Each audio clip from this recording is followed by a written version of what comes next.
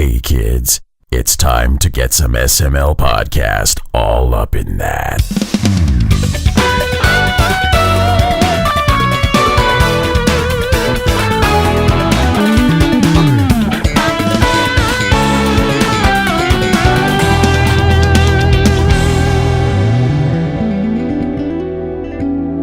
What's up, everyone? This is the SML podcast. I am your host, Joe. Joining as usual, Cole Martin. Cole, how are you doing?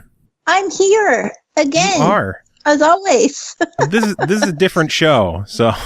It is, but you can't get rid of me because I'm just here. You're not usually it's like I'm always waiting in a Skype call, just sitting there like, please invite me to the calls. Just waiting. That's how we record this show. Yeah. Just sitting and waiting and hoping to be included. Basically. Pretty much. So we are not the only ones here today. Joining us from the AbleGamers charity, Steve Spohn. How are you doing today? I'm doing well. That was the most upbeat introduction I've ever heard. And here's my co-host. She won't go away. Hey, I got to put up with her. I got to be here. I need someone to keep my ass in check, so that's what she's here for. Gotcha. We all need that somebody. Nobody to keep me in check, and it just goes off the rails. It does. Anytime I try to get the show back on the rail, she yells at me. Oh, well, it's just off the rails kind of day. It's like my show. I've been doing it the entire time. She's the new co-host, and she still gets to make the calls on whether or not I'm allowed to talk. You know what? That's what when you let a woman in, she makes it better, and then she runs everything because you don't know how. That's what I found. Exactly. I have in my off time of AbleGamers, I'm a streamer, and I have about 6 mods who help me run the channel, and 5 of them are women, and I just call them my Sharons, which is my affectionate group name for all of them, and they just run it. I say all the time on stream, I'm like, I just show up and they do everything. I just they're like, all right, Steve, go be funny, and I'm like, all right, here I go, do. So dance for us, yay! Yeah, exactly. So you are from the AbleGamers charity. Before we get into all the craziness and dick jokes and all that other stuff, we should probably take care of the serious, important stuff first. So tell us, what is the AbleGamers charity? So the AbleGamers charity is a 501c3 nonprofit charity that enables gamers with disabilities to be able to play video games by giving them the technology they need to bridge the gap between their ability to play and their desire to enjoy the virtual worlds we all love. Basically, that means, in plain English, that we bring people into our headquarters outside of Washington, D.C., or we'll meet with them on Skype or Discord, preferably, because it's Skype, and we will interview them based on what their abilities are. So, let's say you have trouble lifting your arms, or you're only a couple of fingers will listen to your commands, or all you can move is your feet. We have various pieces of technology that will enable you to play video games with the abilities you have. And you've been working recently with Microsoft on the development of their adaptive controller, correct? Yeah, we've been working in secrecy with them for over 3 years. It's been a long time. Yeah. That had to be a hard secret to keep. It was not my most fun thing. What helped me was that Microsoft owns Golden Robots, and when you sign the NDA, they park one outside your house. So if you say something, the one just comes in and beats you. So I lived in fear of 3 years of this Golden Robot following me around. People were like, Steve, why is that Golden Robot following you? I'm like, I don't know. That's weird. I can't tell you. I can't tell you. Please stop following me. It's like when I have an embargo on a game and people are like, oh, I saw you playing a game. How did you like it? And I'm like, I can't tell you, or if I'd have to kill you. My favorite embargo recently was I got into State of Decay too early. And Lucky. It was so good. Mm-hmm. And when I got into the program, they're like, all right, you're not allowed to say whether you like the game or not at all. I'm like, what? They're like, you are not allowed to say if you like it or if you don't. I'm like, well, then how am I supposed to talk about it? They're like, you can say you're having fun. So literally, there's a stream on literally all I said with my co-streamer was, this game is fun. I am having fun. They're like, do you like it though? I am having fun. What do you think of the new attack models? I'm having fun. Yeah, I am having fun. How do you like the zombies? I have fun. You need one of them stream decks where you just push the button and there's a recording of you saying, I'm having fun. I felt like it. I felt like I was suddenly Groot. I have fun. That's all I did. For an hour and a half. It was so good. Well, did you want to continue with the stream? I'm having fun. Yeah, I'm having fun. Is that a yes or a no? I'm having fun. I just need like a raccoon that's going to like translate all my words for me. Oh man. So Cole, I know you are probably filled with questions regarding the controller and regarding gaming with disability. So I'm going to step back and let you handle things for a while. How's that? I have notes and I don't have to yell at you for interrupting me. This is going to be amazing. I'm going to be. You really did turn it over. You're like, all right, I'm just the name here, whatever. I'm the sidekick this episode. She has firsthand experience with issues and gaming issues with disability, so I figure she's the perfect person to run this one. Okay. I do. I have rheumatoid arthritis. So, like, our 5 viewers that don't know that now do.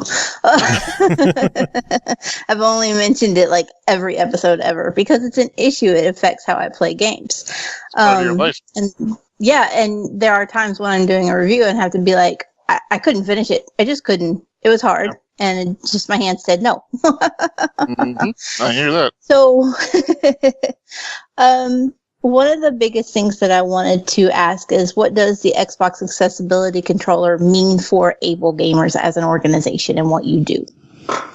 You know, it means having a cheaper entry point to accessibility. So, in 2011, we designed a controller called the Adroit, ADROIT, with a company called Evil Controllers. And when we designed it for people with physical impairments in mind, particularly muscular dystrophy. We enabled this controller where you could plug in switches and you could be able to push them to do Xbox buttons, just like a controller.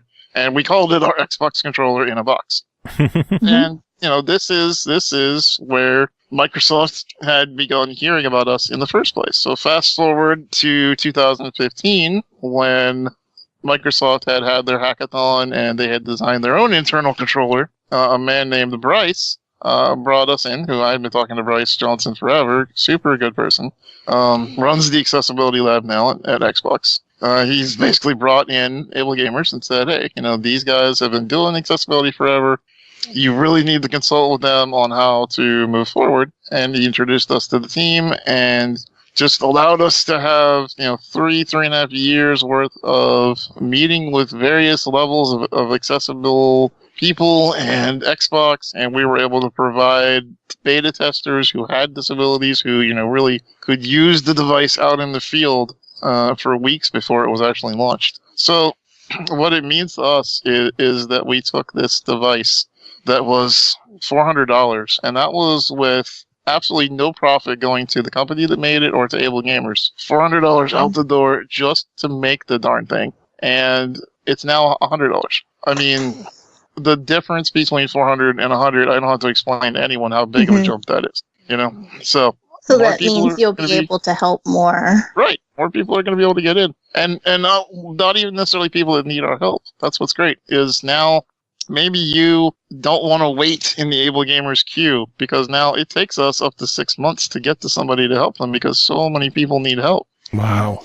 So, you know, we are just swimming in people that are asking for our help, and we have limited money, limited time that we can help with. We're still a small organization. We may bring it last year we brought in close to $1 million, and you think, holy crap, that's a lot of money, but not when you're trying to help give people technology that costs $10,000 to $15,000. It goes very quickly. Yeah. So, we're trying to get through as many people as we can. But now, let's say you don't want to wait for our help. You just want to go to your local Microsoft store, buy the darn controller, and maybe it'll work for you right out of the box. Maybe you'll need to email us and ask for help or how to use it better, but at least you'll be able to start without us. Wow. That's really, really good. How did you get the cost to be so low? Oh, that's a Microsoft thing. That's they have giant golden robots that also make their controllers. They're multi-purposeful robots. Those are useful robots. Yeah, they are. They keep people in line. They enforce NDAs. They hold the unicorns hostage. They do lots of cool things. So I need one of these robots. And the unicorn to go with it. Pretty great. I don't know that Microsoft's willing to give you one, but you can try. All you have to do is get under an NDA enforced by Microsoft, and you'll have your very own pet golden robot. Yeah. I mean, it might threaten to beat you once or twice, but other than that... And I mean, it's okay, I have rheumatoid disease. I'm already in pain anyway. And who would pass up a beating by a golden robot? That just sounds fun. Right. Cool. Absolutely. I mean, it does sound like something you'd have to pay extra for. That's the $150 version of the controller, right? That's right. Oh man, I can hear my press people getting mad at me already. All right, well. Do you think that the accessibility program from Microsoft will spread to other game companies as well, like PlayStation or Nintendo, so that maybe accessible controls will become more of a norm? Personally, I believe they will. Obviously, I have, jokes aside, NDAs with lots of companies, and I can't talk about everything with you that I really wish I could.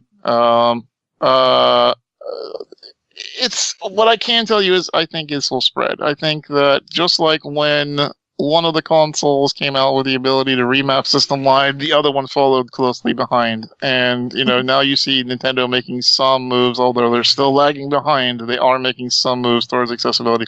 I think that, it's going to spread. One of the things that I can tell you I'm very proud of is that, people like you and me that have disabilities that are affecting gaming, they actually have a voice at the table now.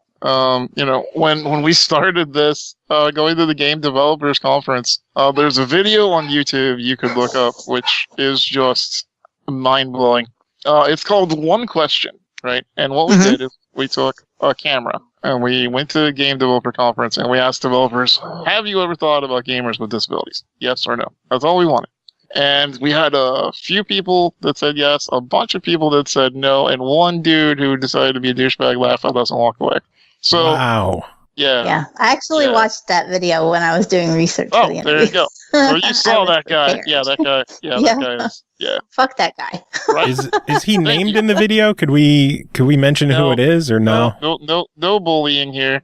Blurred face in the video.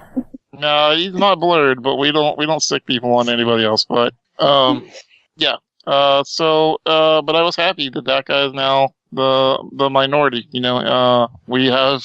I have so many emails just sitting in my inbox waiting for people that need help with their game, indie devs, AAA devs, NDAs that I've had to sign this month for this game or the other. And it is amazing that we have changed this industry. You know what I mean? So, what does it mean to us? It means a change in everything. So I was reading, you spoke about working with developers and stuff. I was reading that you guys use player panels to help developers make their games more accessible. Can you tell us more about that? Listen to you doing research before I even go on here. Hey, this is all learning for me, too. I'm just sitting here enjoying the show.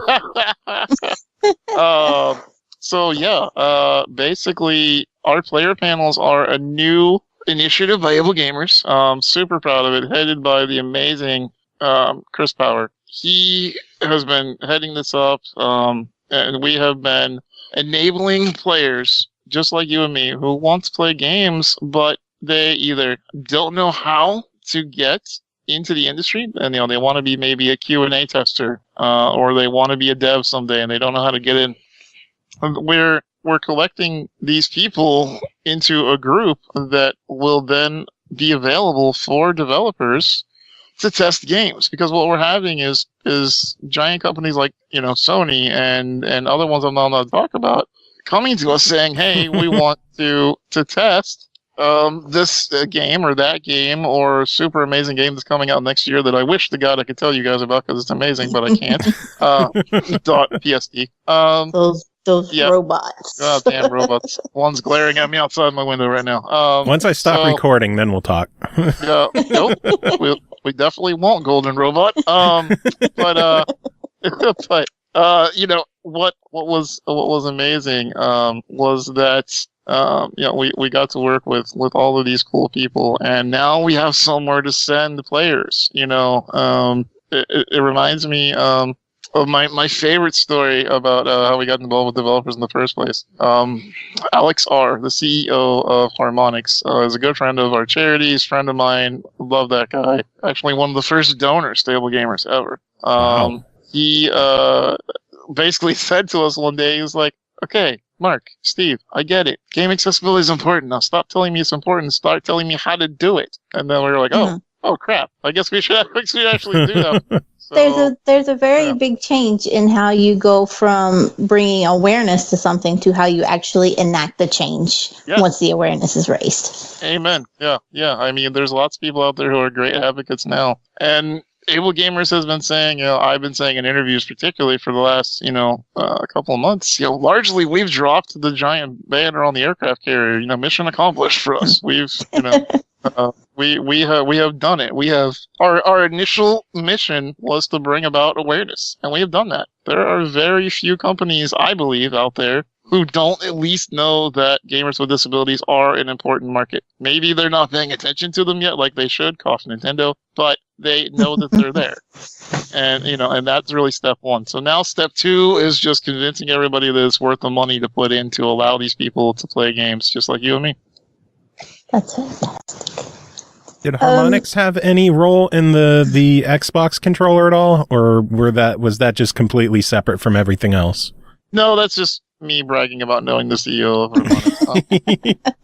No, but Alex has been, and Harmonix themselves as well have been fantastic supporters. They just did a fundraiser for us on stream where they were like with Jacksepticeye and Craigums and all the people from the streaming crew who are big names and raised some money for us while they were playing Rock Band on their stream. And they're really always cool. good to us. Yeah, it's great to have people in high places who believe in what you do because, people who are, gamers, everyday gamers know that this is important.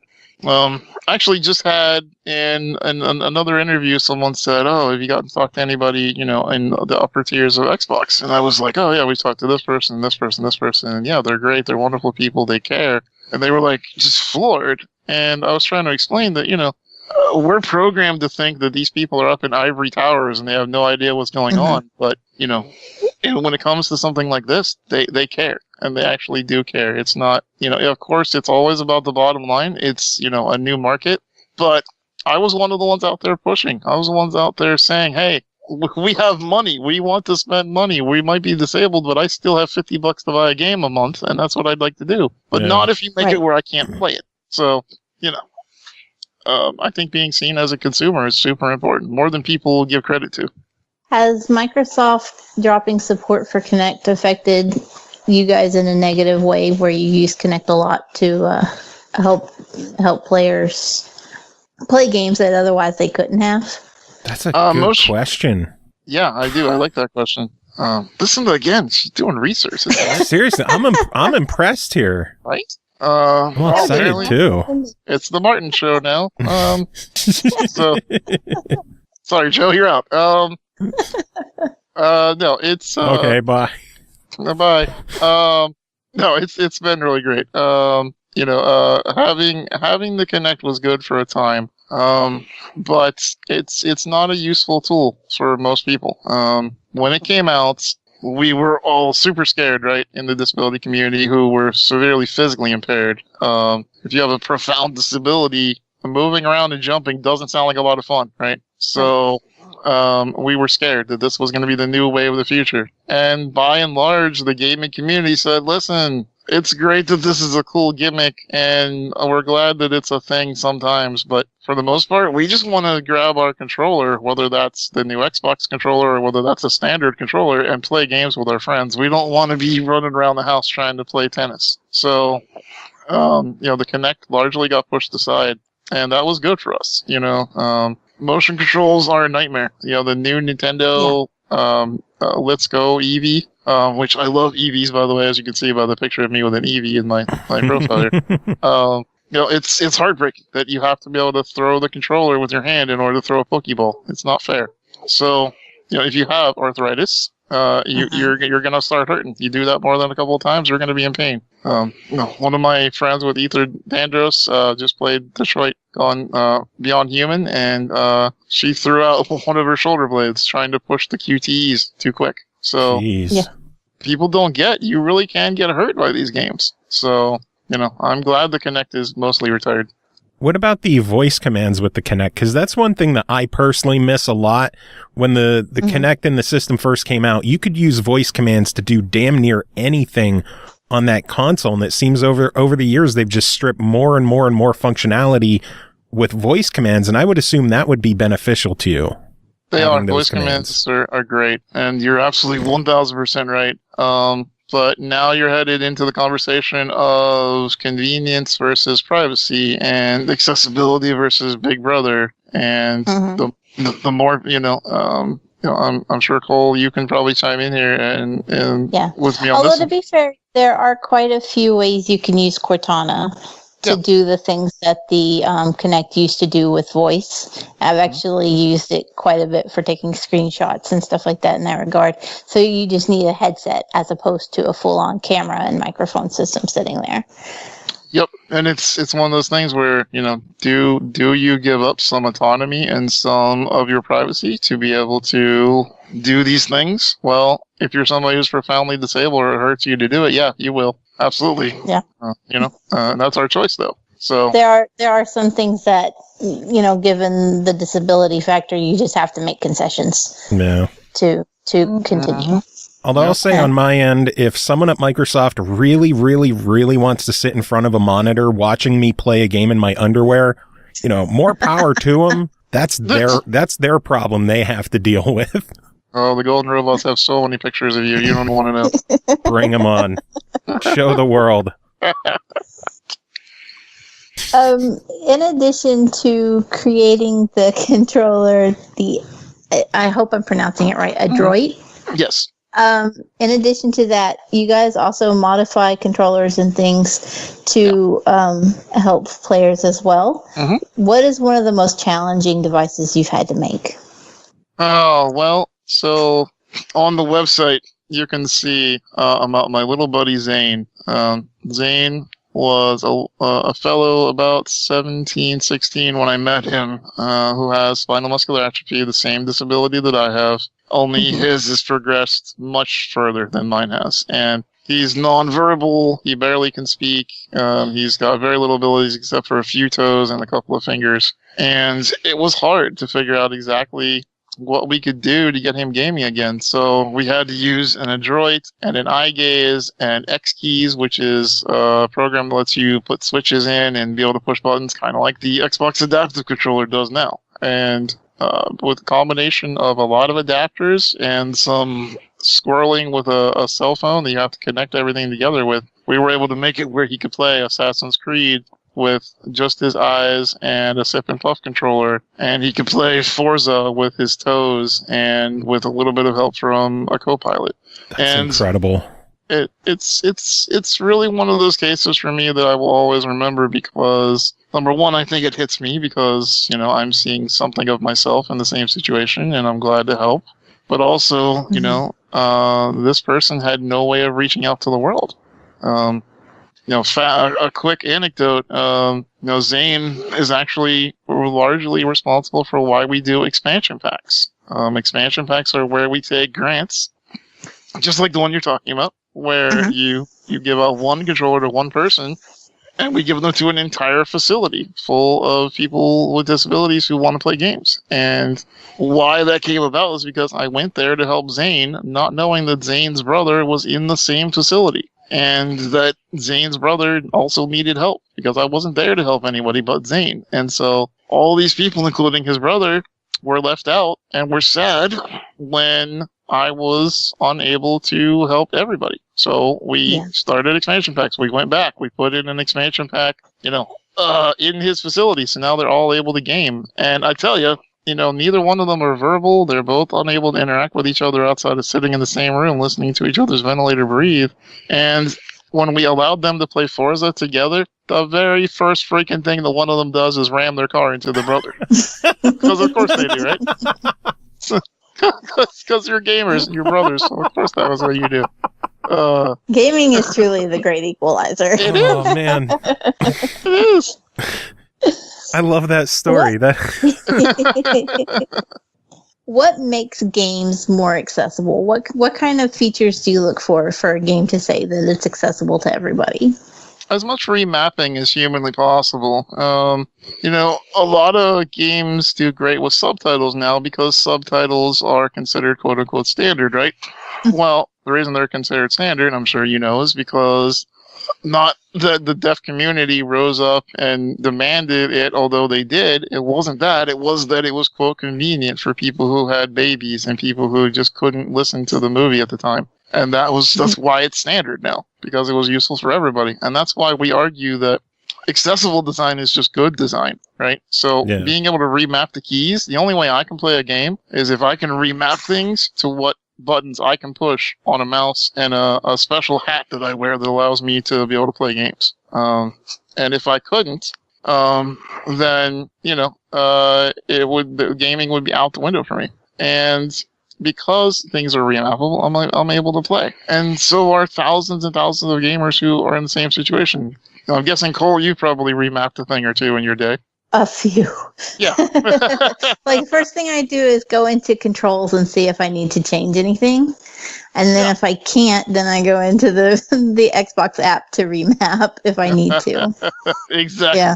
There's a lot. There are just some days where pressing a face button is not on my to-do list. What a great way of putting it. Yeah. I think that's the case. I think that's the case for a lot of people. And I think, just the more options, the better. For me personally, it's mouse sensitivity. So I play most of my games with just the mouse in my hands and a hat on my head. And that's because I can't use a keyboard or a controller. And they like to cap mouse sensitivity very low in some games because they figure no one's ever going to need it high. Well, I need 16,000 DPI on my mouse, and I still can't always control. Wow. Sensitivity is another issue for me, and a lot of people are always shocked when I'm like, no, I play with the sensitivity turned up as high as it will go. The moment I get a game, especially people go, oh, how do you control a shooter or Rocket League when you do that? No, that's how I do that. That's the only reason I can do that is because it's cranked. Amen. I am with you on that. The less effort you have to put into pushing that button, the happier you are. Right. That's what's great about the Elite controller. You can push the buttons easier. You don't have to slam them down. And there's lots of things like that. Elite controller. I need to I don't know. I need. Let me tell you about this great program called AbleGamers. We give out grants. Do tell. It's an amazing program. You should have one of those guys on one time. Do you have any recommendations on who we could get to talk? Nah, those guys are all jokers. Don't bother. But as far as what makes something accessible, it's just the more options, the better. AbleGamers is not here to tell devs what they can do and how to design their games. Games are art, and I agree with that statement. But I do have an expectation that game devs will do as much as they can without hurting their art. And if that's putting in remapping or allowing someone to not have to do a QTE to just push a button whenever they can, then and it doesn't hurt the game, then just let them do that. Maybe it's not how you saw people playing it, but maybe that's how they have to. Rock Band's a great example of that. Lots of people I know who want to play Rock Band with only one button. And when we asked Harmonix why they don't do that, it's because they never thought anybody would need to do it. And it's like, well, maybe there is. Don't judge until you're sure. I will say that is something Go ahead. One at a time, people. One at a time. I was going to say that's something I really enjoyed in some of the later Guitar Hero games is they had a beginner difficulty where you didn't have to worry about what color button you were pressing. You just had to strum in time with it. Mm-hmm. I would love to see Rock Band do something like that. That is what they're working on now. That is an additional benefit to your guys' player panels as well, because different disabilities require different functionalities. Mm-hmm. And there are often times where developers just fully don't expect that, something that they take for granted would be a problem for somebody like us. We did an interview not too long ago with the developers of the Adventure Pals, and I was like, this is the first time I've ever been able to complete a platformer without just putting the controller down and crying because my hands hurt. I love platformers, but a huge portion of them are just not arthritis friendly. Mm-hmm. And he was like, he responded back. He said, I never even thought of it. It just wasn't a thing that had occurred to him that, he had made a game that was accidentally accessible, Uh-huh. Oh, the term accidentally accessible. How much I love that one. So I've got a story about accidentally accessible if you want to hear it about Star Wars. Oh, we let's like hear it. Stories. Okay, so we gave out a Game of the Year back when we were doing that to Star Wars: The Old Republic. It was a good game. It was a game that allowed people to play the way that they wanted in a lot of ways, because here was this game that you could change a lot of the things, a lot of the different options. And like, you could loot automatically, you could change the mouse sensitivity, you could remap the keys, you could move the UI. Like, there were so many cool things about the game. And so we gave them Game of the Year. And when I had them on a panel, it was me and my Craig Kaufman and a bunch of other people from various games, including the lead dev from Star Wars: The Old Republic. And we were giving them the award, and they basically said, "Oh, well, I appreciate this, but we didn't mean to design for people with disabilities. It was an accident, and we're just glad that people are able to play our game." And because sometimes I get a little bit fiery, I was sort of mad by this, and I snapped in public, which probably not a good thing when you're working with big devs. But I was like, well, it's a good thing that designing accidentally is an acceptable way to help people be able to play games. I don't really like the term accidentally accessible because it implies that you didn't want to make the game accessible at all. You designed for good accessibility. You designed to make the game for everybody. And that means that you did a good job. And that's why we're giving you this award. And dude sort of shrank back down into his seat, and I sort of wondered if I'd be employed after the panel. And, I was super happy, that, I got to take this on in a public forum where I was able to say, listen, I understand what you're saying about accidentally accessible, but it's okay. It's okay to just design something good that everybody will love, and everybody, quote unquote, includes people with disabilities. There's nothing wrong with that. So, super, super happy that we were able to have that conversation. We were able to be honest with each other and just say, hey, sometimes if you put in a lot of mouse sensitivity and I can play with it because the number you magically picked out of your butt was 25 instead of 5, then great, I can play your game, Yeah. It is an important discussion to have because it's easy to see disabilities as different. It develops in us versus them instead of just saying, look, no, we are all together in this. And you never know in a day when you're going to go from being them to us, Mm-hmm. And it all needs to be just inclusive. There's no good argument against inclusivity. Disability is the easiest club to join and the hardest club to get out of. You're very right. You're very right. Back in my handy dandy list of questions, okay. E3 is coming up. I don't know if you've ever heard of E3. It's just this tiny little thing. It's no big deal. Yeah, it's for tiny indies, whatever. I think. Yeah. It's Never a heard tiny of little what is convention. Yeah. But last year, you guys did Best Accessible Games of 2017. Will we be seeing a best of from you guys for this year? Possibly. We have largely gotten away from accessibility and doing snap judgments because there are so many variations in disabilities that it's so hard to call something accessible, when it might not be for someone else. So I was doing a Nintendo broadcast earlier in the week, and I was talking about, the Pokemon series and how, it's great that,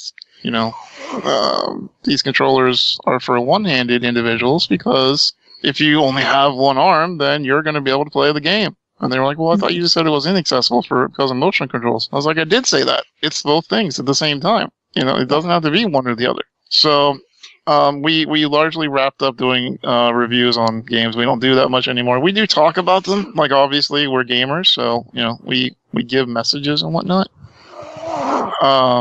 But, I think that we need to be careful that we don't alienate developers. And I think that's what having reviews on ablegamers.org,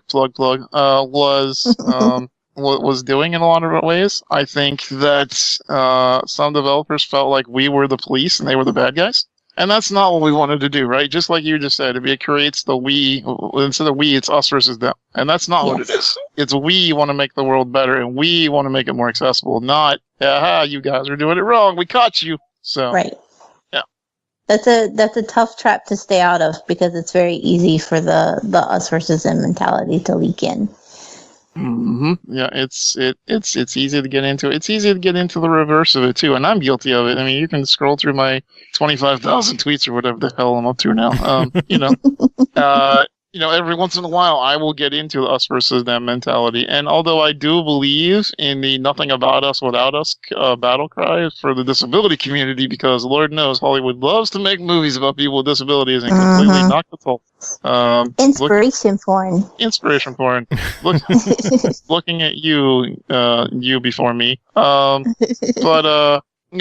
than trash movies like that aside, I want to make sure that we're all included, but I think it's important that we also not get into, too much of the, oh, you guys are bad and stop it. No, that's not to say I'll never light a developer on fire on Twitter. Sometimes I have to get their attention. But any fun stories there? I mean, I just did it yesterday with Pokemon. I just talked, about how horrible it was that they left out people with disabilities again, and then within an hour, I have someone important from Pokemon reaching out to me to say, "Hey, we need to talk." So, wow. Sometimes it works, and I'm privileged to be part of a big organization that can get that done.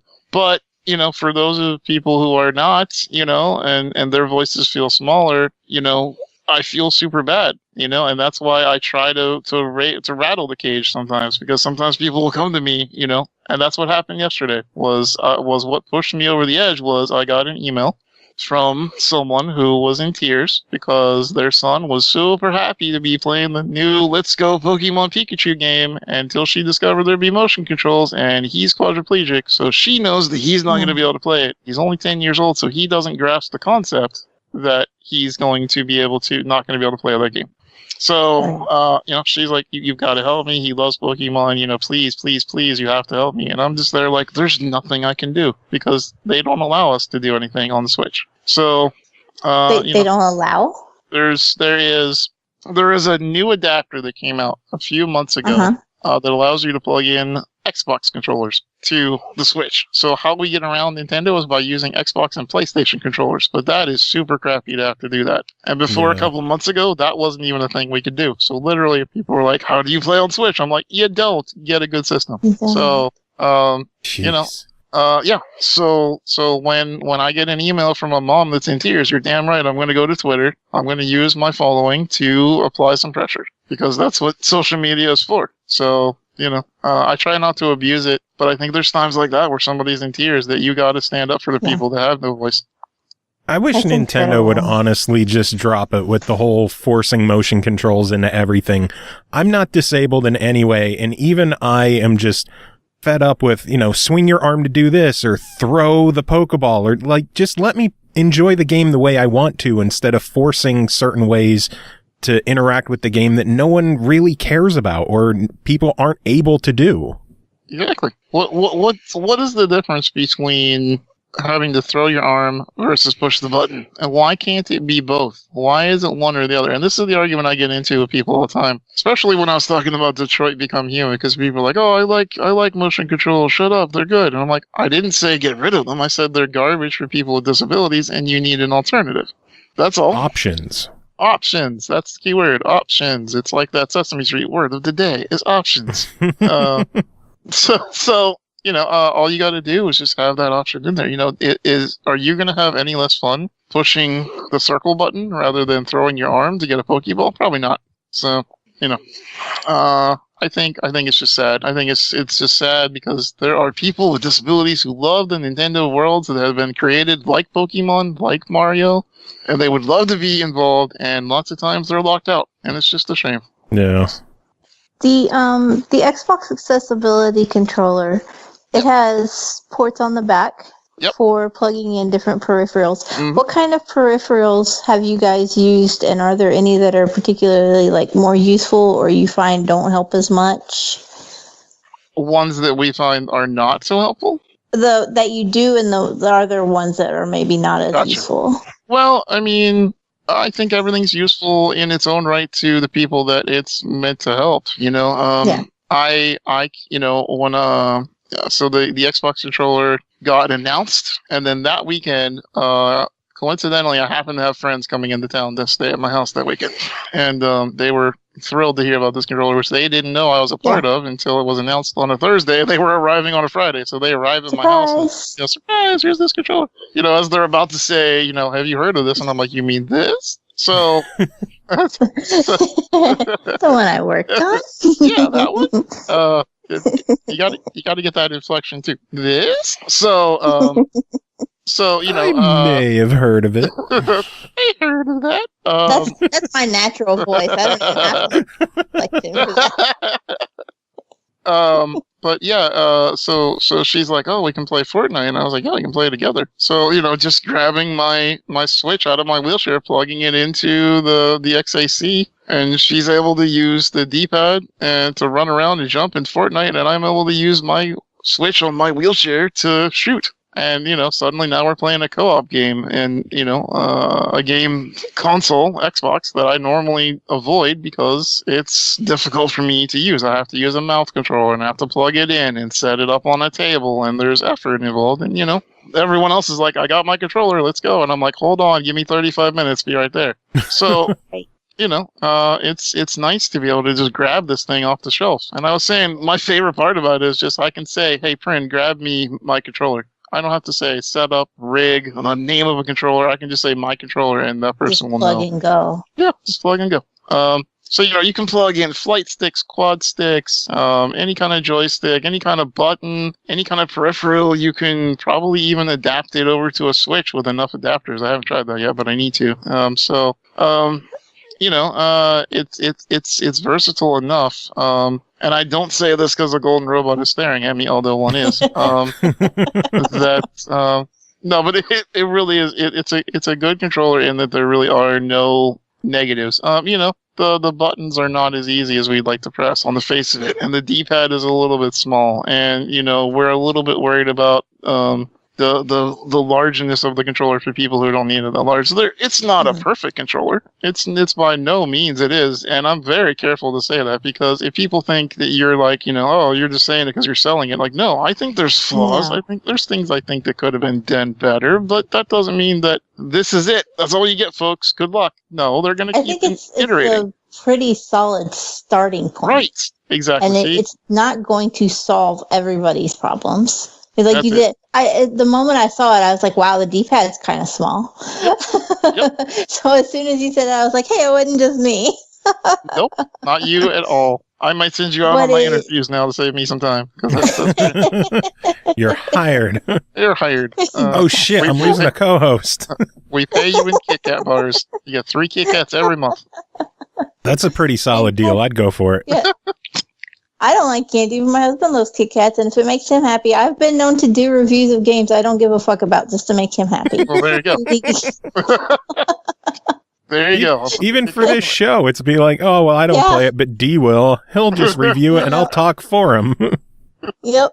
I sit there and I watch him play it because I have no interest in playing certain games. And Joe knows exactly the kind I'm talking about. Mud running? I don't want to go mud running, but D does. I don't want to get stuck in the mud for 7 hours and hold the trigger to try to get out of it. But he's happy to do that shit, and so I just let him play it. And then whatever he says is good or sucks, I write down, and then I come regurgitate that for the show.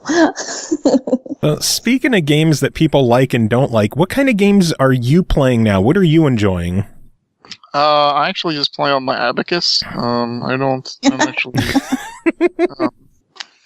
No, you keep it old school. I keep it old school. Yeah, I'm back there playing mahjong with my wooden pieces. Checking the time on my sundial. I love yeah, my sundial. Yeah, playing with my kids and a ball of yarn.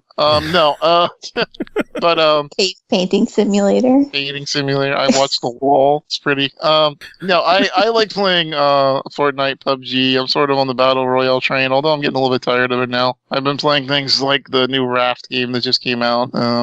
Some builders have caught my attention right now. But I think that is the fun part about doing what I do is in the limited time that I'm given to game, which is not much, I'm allowed to play a lot of different things to see if they're accessible. And, the great thing about it is now there's so many more yeses I can give than I used to. And it's way different. Although, there's flip sides to that too. Like, I love the battle games Call of Duty.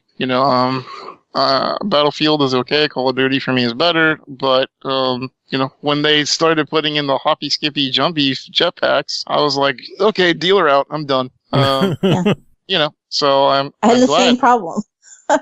So there you go. You feel my pain, probably quite literally. So just want that boots on the ground action back. Yeah, just shoot people in the face like the Lord intended. You can send that hate mail to cole@gmail.com. I get plenty of hate mail, and I don't even say anything inflammatory. Some random person with cole@gmail.com is going to be pissed. What the fuck are they keep emailing me for? I never heard of these people. That's funny, because I have been getting an email from somebody that lives in Oklahoma. And I keep getting she signed up for her electric bill, and her email is like one letter different than mine, and it just keeps coming to me because she keeps typoing that she's signing up for shit. Oh, so God. I got a notification that her kid had lice. I got an email that her kid had been to a lice clinic, and I emailed this owner of this lice clinic. I was like, stop fucking emailing me. What's great is she's not actually typoing; she's doing that on purpose. Just to mess with you. I do that at places like Buffalo Wild Wings, where they're like insistent upon your phone number. I'll be like, yeah, it's blah blah blah 6. My number's blah blah blah 7. I'm like, oh, did I accidentally put that off by one number? I'm so sorry. Whoops. Whoops. My bad. Oh goodness. Oh boy. So what games do you enjoy streaming? Same as what you're playing nowadays? All I really have time for nowadays is to stream or to work. I'm either working my streaming job or my AbleGamers job or my writing job. I'm trying to balance 3 careers at the same time. I'm assuming that I used to have friends. I don't really remember anymore. It's been a long time since I've seen any. They were last seen with a golden robot, and then I don't know what happened after that. Those goddamn golden robots, they just keep coming back. Right? How have I never seen one? This podcast is like a Deadpool movie where you just got that running joke through the whole damn thing. I'm like looking out my window to see if I could find any robots. You can't see them. They're hiding in bushes. Don't worry. It's like Fortnite. They got a bush. You can't see them. And there's bushes outside my window. Oh, shit. There you go. Now you know. The robots have been there all along. Robots have been there the whole time. Here.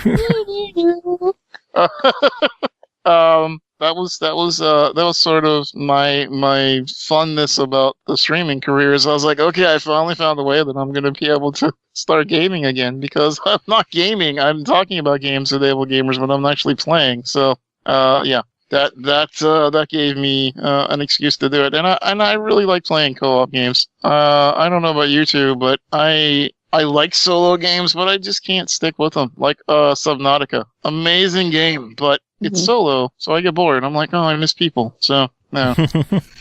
I say that I have I have certain games that I will play by myself, but when it comes to an option of playing with somebody or playing alone, I'd rather play with somebody.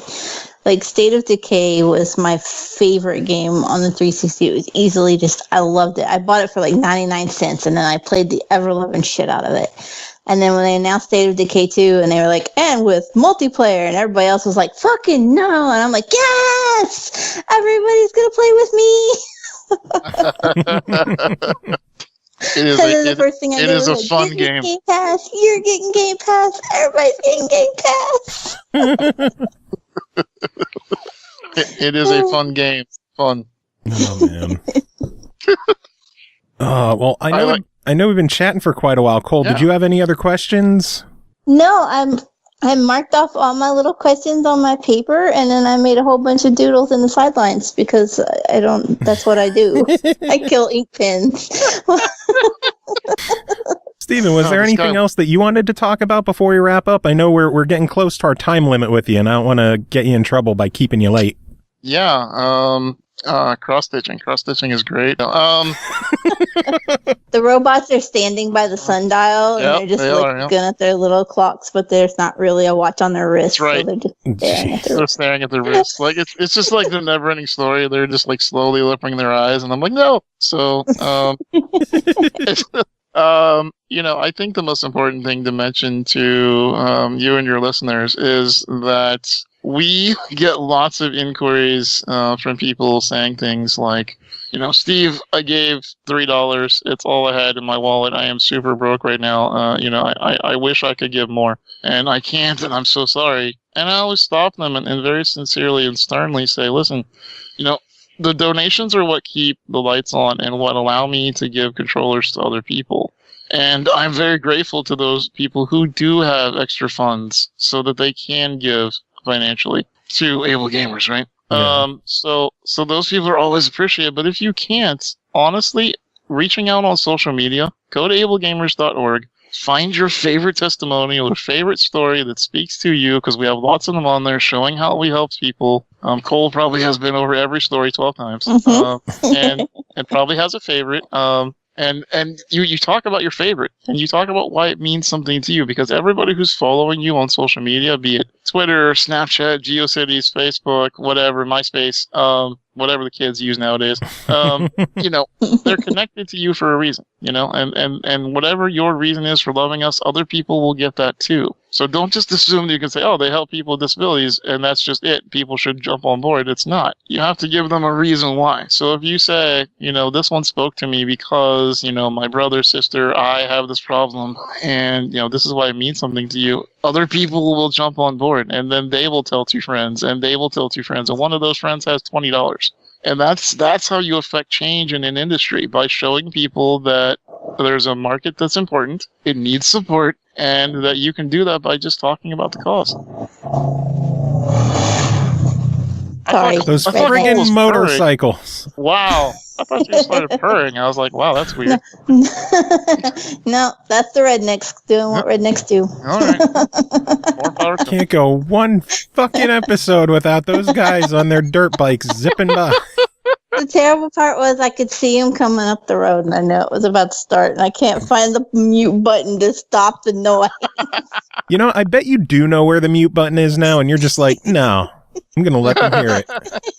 It's this like is I'm going to supposed to tap the screen to make the buttons come up, and I tap, and nothing happens, and then I'm just like, fuck! So what was your favorite story there, Cole, as long as we're pointing out stories on the site? I can't remember the kid's name. He was playing at one of the, shit. Let me bring it back up, because I have it over here. Of course I do. But I'm on my kid's computer. It goes slow. I'm just putting you on the spot. I'm like, here you go. I know. But I have a lot of medications in my system, and I don't remember names. I'll give it my favorite some of them story. Prescribed, some of them not. My favorite story wasn't on the site. I really, really enjoyed the story you told earlier about the two brothers playing Forza. I'm sitting here listening to you talk about the story of these kids finally getting to play together for the first time. Honestly, a tear was starting to well up in my eye, and then you said that the kids smashed into the other. That made my day right there. I was so happy to hear that. at the end of the day, gamers are gamers. There was... scroll down. At the end of the day, they're still brothers who pick on each other. Right. Yeah. And the fact that they had not played a game together since the original Diablo was what, made that so special for me. So that had been, 10 years since they had played in the very first thing. They smashed each other. It's just so good. It's just, you can't make that up. That's what I love about it. I found it. His name was Gideon. He was the one. He didn't think he could play games because he just straight up thought he couldn't. And so you guys had to just straight up convince him that he could play games. Gideon was great because he wanted to play Connect. We were talking about Connect. He wanted to play Connect, and he couldn't. So he had a disability that made his arm where he was not fully formed, and so his fingers were sort of back where his elbows should be, and the Connect couldn't see his arm. So we gave him a foam piece of our packing, and he started waving it around, and the Connect saw it, thought it was his arm, and it worked. And you have your reasons for loving that story. My reason is because it's my favorite story to exemplify that you don't necessarily need expensive technology, right? So some of the things we give, as I said earlier, are thousands and thousands of dollars. I've also helped people play with 2 pieces of Velcro and some masking tape. It's not necessarily expensive. It can't be cheap. Right. It's, something you can do at home. It's just you got to have the expertise to do it out. That's really cool. Where there's a will, there's a way. Yep. Dude, disabled people are the most ingenuitive bunch of folks in the entire planet. My mom taught me that I could eat potato chips with a pair of kitchen tongs, like the ones you use for a barbecue, because my arms didn't lift up off the table, but my wrists work, so I could grab a chip and turn my wrists, and I could eat a potato chip off the tongs. And that's what I did when I was a teenager, because teenagers love potato chips. So that's pretty cool. It's really just a matter of finding what works for you and making. There's a whole lot of emphasis put on making the world work for everybody, but sometimes even when you do all the right things to be inclusive, sometimes you still just have to find a way to work in the world as it is. And I feel like that's kind of what you guys do, is you find a way to make the world work. We do. And also help people find their own way to work in the world as it is, which is just as important. Beautifully put. I love the way you put that, because it's why we do in-person one-on-one consultations, whether that's over video or actually physically together, because you can tell me you have rheumatoid arthritis, but unless I actually interact with you and we talk and you tell me about your world, I only have a vague idea what that means, because it means so many things to so many people. So, sometimes people will get mad at us like, well, why don't you just put up, a thing about how everybody can game depending on what their disability is? And I'm like, you can't do that. That's not possible. Yeah. There's just too many. Right. Exactly. And even within different, you can find another 35-year-old female with rheumatoid arthritis who isn't going to be in the same position I am. I walk with a cane, but I have other friends who have newborns and carry on their lives and just take an ibuprofen, and they have rheumatoid disease as well. Mm-hmm. So it's very different, whereas I'm like, give me all the drugs. And they're just like, no, I'm cool. I took in a leaf. Fuck you. Well, on the topic of drugs, we should probably wrap this up. Steven, it has been absolutely incredible having you on, chatting with us, sharing your stories. Where can people stay up to date with you, what you're doing, and where you're streaming? Yeah, so if you want to find my organization, AbleGamers, we are AbleGamers all over the internet. Send up a smoke signal spelling AbleGamers, will probably answer. Twitter, Facebook, yada yada. You can find me personally, Steven Spohn, Steven Spohn, on Twitter, on Facebook, and I am the ever clever Steve, Stevein, Spawn, Spawn, like the comic book character. On Twitch. My buddy Craig, who also works at AbleGamers, was like, yeah, I was like, I don't want to use my name. That's just sort of silly. Like, I got to come up with something fun. He's like, well, why don't you just be Steve in Spawn? That's your name, and it's funny. And I'm like, shit, why didn't I ever think of that? I'll put it up. Damn it. And So now you there we have go. it, and it works. Now I have it. Now it's a Twitch partnered account, and I'm out there representing Twitch and showing people that people with disabilities can play games. That is fantastic. Again, it has been awesome having you on the show. Everyone else, stick around. We're going to take a quick break, be back with more of the show. Steven, you have any final words to end this? There's more? Holy crap. It's been an hour, dude. Let people go sleep. Damn.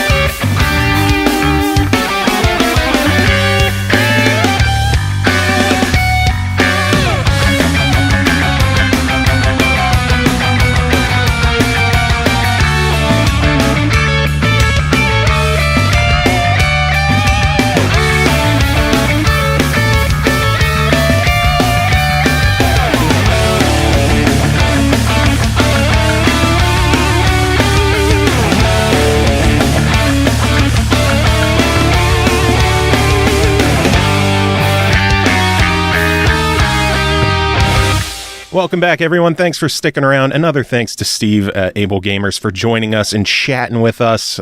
Cole, that was a fun chat, eh? That's probably one of my favorite interviews we've done so far. Are you glad I got it set up for you? I am really glad. I stumbled a couple times, and I'll probably have like anxiety for 6 months, 6 years, I don't know, something like that to come, where I'll like wake up in the middle of the night and think, why did I ask that? But otherwise, I had a good time. Good stuff. But we do have more show to take care of. We have a bunch of reviews we got to go through. We're going to start off with the game Yoku's Island Express, developed by Villa Gorilla, published by Team17, released May 29th on Xbox, Switch, PS4, and PC for $19.99. Meet Yoku, the pint-sized postman protagonist of Yoku's Island Express. Use a unique blend of pinball mechanics, platforming, and open-world exploration to unlock the secrets of Mokumana Island, help the locals awaken ancient deities, and much more in this amazing new tropical adventure. You heard the word pinball, and that only means one thing. Hey. Grant Henry, you are here. How are you doing? I'm good. How are y'all? How's things? I'm good. Mm-hmm. I'm purging my DVD collection at the moment. I'm going through picking ones that just don't need to be there anymore, and I'm going to try to sell them for money so I can buy more video games. That's what I'm going to try to do. How much are you expecting to get for DVDs? Probably like $12. I don't know. I have no idea. I'm going to see what they'll buy, and when they don't buy any of them, I'll just probably give them to friends or give them to the library or something, because I'm actually out of space, so it's gotten to that point. You know what I mean? Dude, I'm in the same boat. We're looking at moving soon, and I'm just looking at all my shelves like, fuck. Yeah, I was thinking about that. When I moved out here, actually, I wrapped my the furniture that had my DVDs in it. I just wrapped it all in pallet wrap. Like I wrapped the DVDs in the furniture. Nice. And it was a pretty. So I recommended, man, if it might work well that way, and then just just truck them out the door. That's what we did on our way up here, but I might have too many now to just wrap them up. Sure. How are you going to move all those amiibos? In boxes and stuff. Yeah, but I mean, you're going to have to kill a rainforest just to provide enough boxes. See, the beauty of it is that Ashley's job, they have new boxes coming in all the time, so she's just taking boxes from work and bringing them home. Yeah. Sounds like a plan. And then when we move to our new area, we'll have a new postman, like in Yoku's Island Express. Haha, bringing it back around. Yay, digital games, where they don't take up shelf space. Seriously. So, Grant, tell us, what is Yoku's Island Express? I would love to know if y'all agree with me, but it kind of feels like Ori and the Blind Forest with pinball mechanics. Mm-hmm. It's very much a Metroidvania. where you have a certain area that you're able to reach, and as you unlock new small abilities, you can kind of traverse the world a little more. But you are a dung beetle pushing around this ball. It turns out it's a pinball because every time you move to an area that has flippers or bumper controls, you can use the shoulder buttons to bump your ball around. Otherwise, all you can do is move left and right. And so it's about you're like the new postman, and you're delivering letters to the people of the island, as well as trying to solve a mystery around this hurt sort of deity that presides over the island and powers the island. And that's basically it. It's very cute. It's got a lot of fun music in it. And it's pretty interesting because it really does incorporate pinball mechanics into a platformer, and in my opinion, pretty well. There was a game called Rollers of the Realm. Do you happen to remember that? Either of you? I do, yeah. I think I played that on the Vita a while back. Yeah, it was a cool idea, but it just didn't play. It wasn't all that exciting. It didn't play all that well. It basically had you doing these sieges against castles and banging through guards and stuff, but using pinball. And it just didn't quite marry the adventure and the pinball stuff together. But I think this game does it pretty well. I don't know. What do you think, Cole? Did you enjoy the pinball part of this game? I really thought it was unique and creative how well they blended the platforming aspect with the pinball aspect. You were talking about how, it's like the pinball tables are set into the world, and the entire world is ultimately available. It's an open world platforming pinball adventure. So it's not broke down into, you start a level and you do the little pinball table for that level and then start a new level like a lot of platformers. It's all there. It's all platform, all pinball the whole way through. And it's a big open world too. It is absolutely huge. Grant mentioned that you're trying to solve this mystery surrounded the deity that has been attacked by he's marked by the God Slayer is how they describe it. And so one of the things that you have to do is deliver letters, summons to 3 chiefs to get them to come together to do a ritual to help this deity out for the island. And as you deliver those letters and try to get to those chiefs, you uncover more of the island until eventually you can just go anywhere at any time. You have the whole thing available to you. It's expansive. It's absolutely expansive. And it's really easy to get lost. It is. There's this interesting thing where there are a lot of rails, much like pinball. There are these wire forms and that sort of take you to different sections of the world. And I found myself routinely ending up in a place that is way too high to get to where I was trying to go. It sort of shoots you up or down. And one of the things that there is a thing called, I think it's called the B Express. The B-line. The B-line. It's kind of like... Get it? There's like it's sort of like shooting yourself around in barrels in Donkey Kong Country. But you can't really, you can only go from one starting point to an ending point. You can't really hop out of any barrel you want. Oh, so you can. I found you can. Yeah, hit the A button and you could just drop. You're kidding me. Yep. Wow. Well, the game just suddenly got a whole lot easier for you. Wow. Well, I finished it. I mean, I'm done with the game. I beat it. Holy shit. And I had no idea that you could do that. So I found because I would get to these, I would try to climb to the top of this high area and then drop off to a place way down below. But they put these walls up that prevent you from doing that.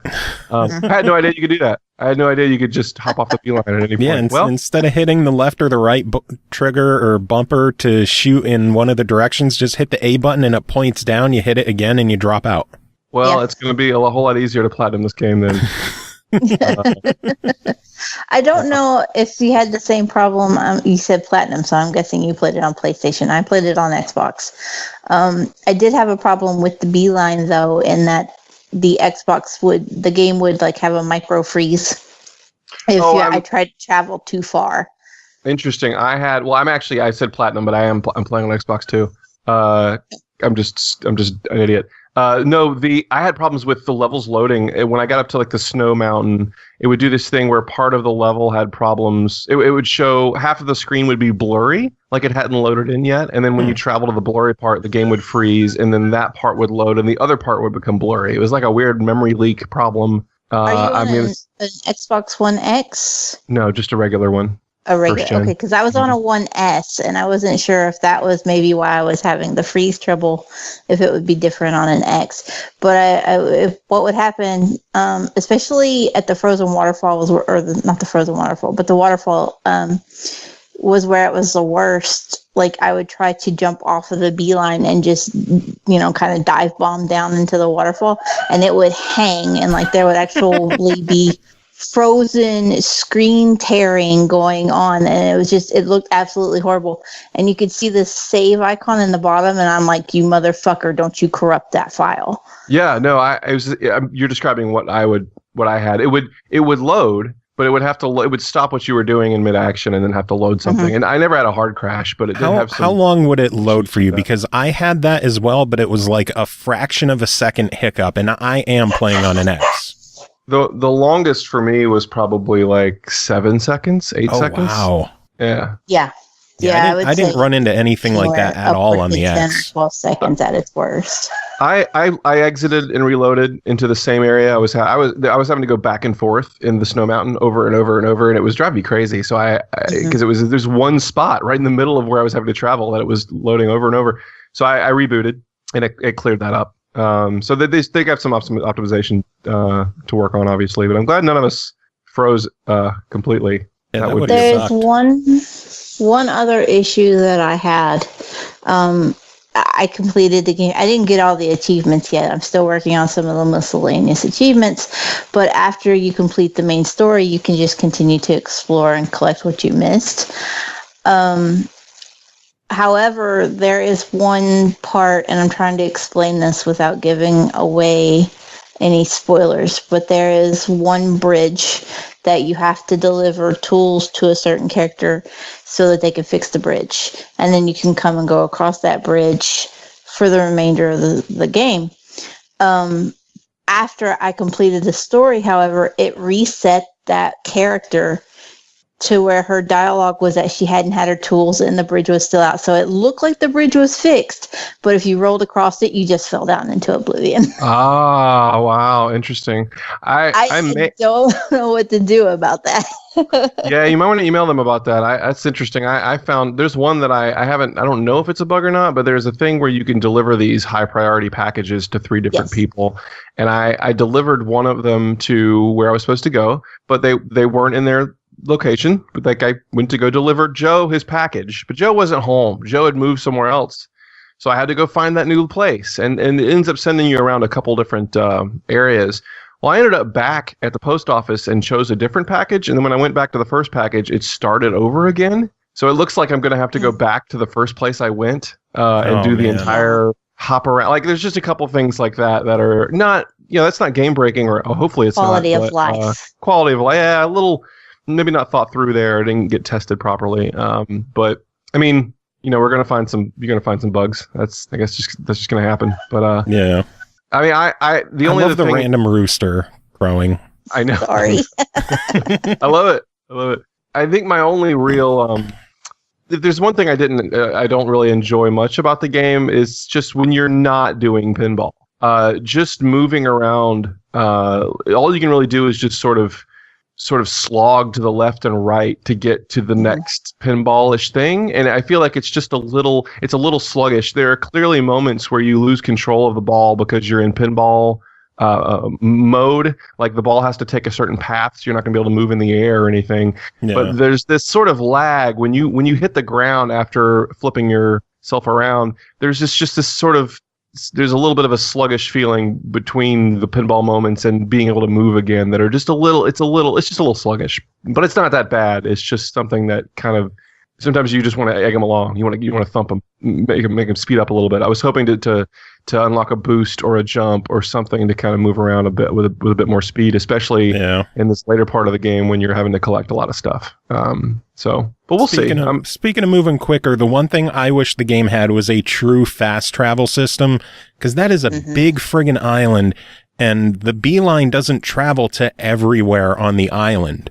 So there's going to be a lot of areas that you got to get to that's like, oh God, do I really want to spend the time going over there? I want to progress with the game instead of backtracking this whole way and then having to backtrack all the way back to where I was to go in a completely different direction. So I wish there was a true fast travel system to get around the island quicker. That's exactly why I'm so close to the completion and just not there. Late game, that would be a nice perk just to let you, just choose the section. Yeah. I will tell you though, I had not planned on finishing the game by this call, and last night I booted it up to play just a little bit, and it was over. It was over. I couldn't believe how all of a sudden the game was done. It honestly didn't feel much like a climax. I was a little confused. Like the credits just sort of rolled, and I was kind of surprised. There's more to do, but it definitely didn't have like the grand crescendo of something like an Ori and the Blind Forest. Like it didn't really hit crazy heights at the end, I guess. I don't know. Did you guys both finish it? I did. I think I'm very, very close, but I haven't completed it yet. I think I'm like... You probably are, Joe. You're probably going to be shocked how close you are. Yeah. I don't know, Cole, did you feel that way, or did it feel like it ended? I thought it was okay as far as the pacing went. I was shocked by the twist. I was like, oh, yeah, I didn't see that coming. Yeah. Don't ruin it for me. The boat sinks. Oh, shit. No. Harris dies. Oh, man. But I thought the pacing was okay. But then I tend to look at, I feel like the game was made with a family-friendly vibe. So I didn't expect it to really kind of go on and be a big explosion. You're right.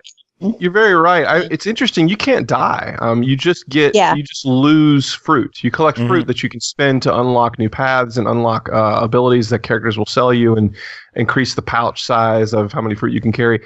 And you just don't die. You might fall, like normally where you would drain in pinball, you hit some thorns, lose some fruit, and you're right back where you started. So it's absolutely, it is very much a kick back and relax kind of game. You do a little bit of trial and error in terms of learning how to handle the flipper physics and take certain paths, but really just kind of a joy to play, really. I mean, assuming you like this kind of gameplay.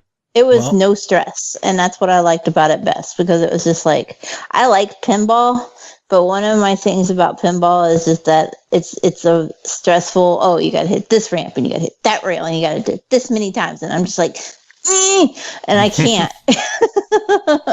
Yep. And this one, it was just like, you know what? I'll hit it when I get there. Yep. Once I learned that you could move your character if you're cradling your character on a flipper, you can literally just hit left or right and make him just start run over away. to the Once you realize you can do that, they don't take away all control of your character. It's like, oh, this is cake. It's not going to be annoying. But really fun pinball stuff. There's a lot of little mechanics, bumpers, and the character you interact with is actually called kickback. And a kickback in pinball is that light on the left side of the table where if you drain out the left, it just pops it back into play. And that's exactly what the character kickback does. I think that there's a couple of those kinds of puns that were fun. Well, Grant, I got to know, as our resident pinhead, for $20 on this game, what is your verdict? Oh, I'd say get it. If it was any more, it would be a little wary. But I think the $20 point is a good one. I'm sure they'll fix any bugs we have. It's super polished. If you like a Metroidvania and you like some pinball, it's the best. It's completely unique, and it's easily a recommendation for me. Cole, your thoughts?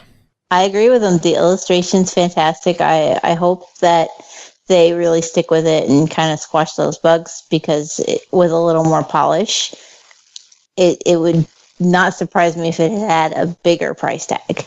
So for $20, I'm really happy with it. This is one I definitely would have thought would have come out, $30, $40. So don't give them any ideas. Yeah. They could have. I mean, it could be a bigger game. Like they could have gone. They could have gone for a 12-hour game or something, but they kept it concise and it's super tight. You know, like they don't give you a reason to really go across the same place over and over and over again. It keeps sending you new places, which is something that Metroidvanias don't normally do. So 6 hours probably, and you're 5-6 hours, you're probably done.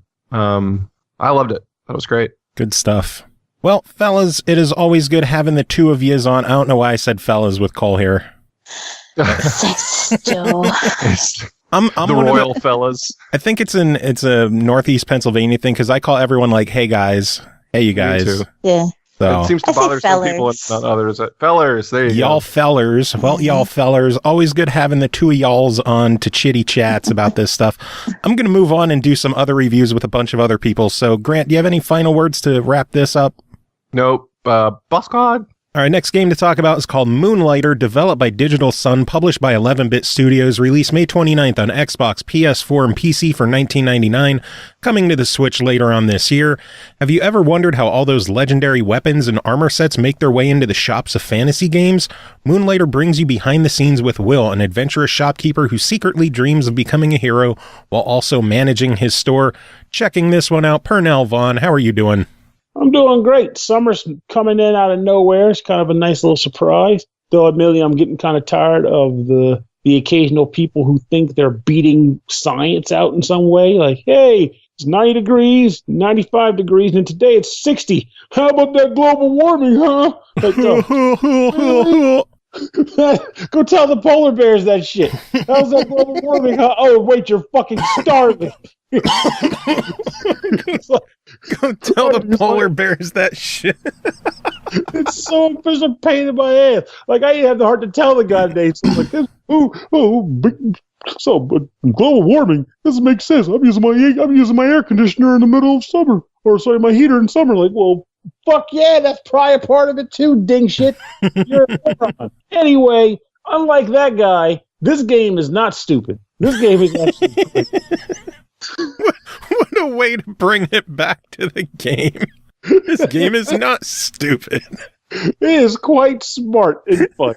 Okay, it may not be intelligent. I don't know. I'm sure it took a lot of intelligent people to create the game. Oh, you just gave me the giggles. Holy hell. That's what I shoot for, man. It's my little gift. It's my skill.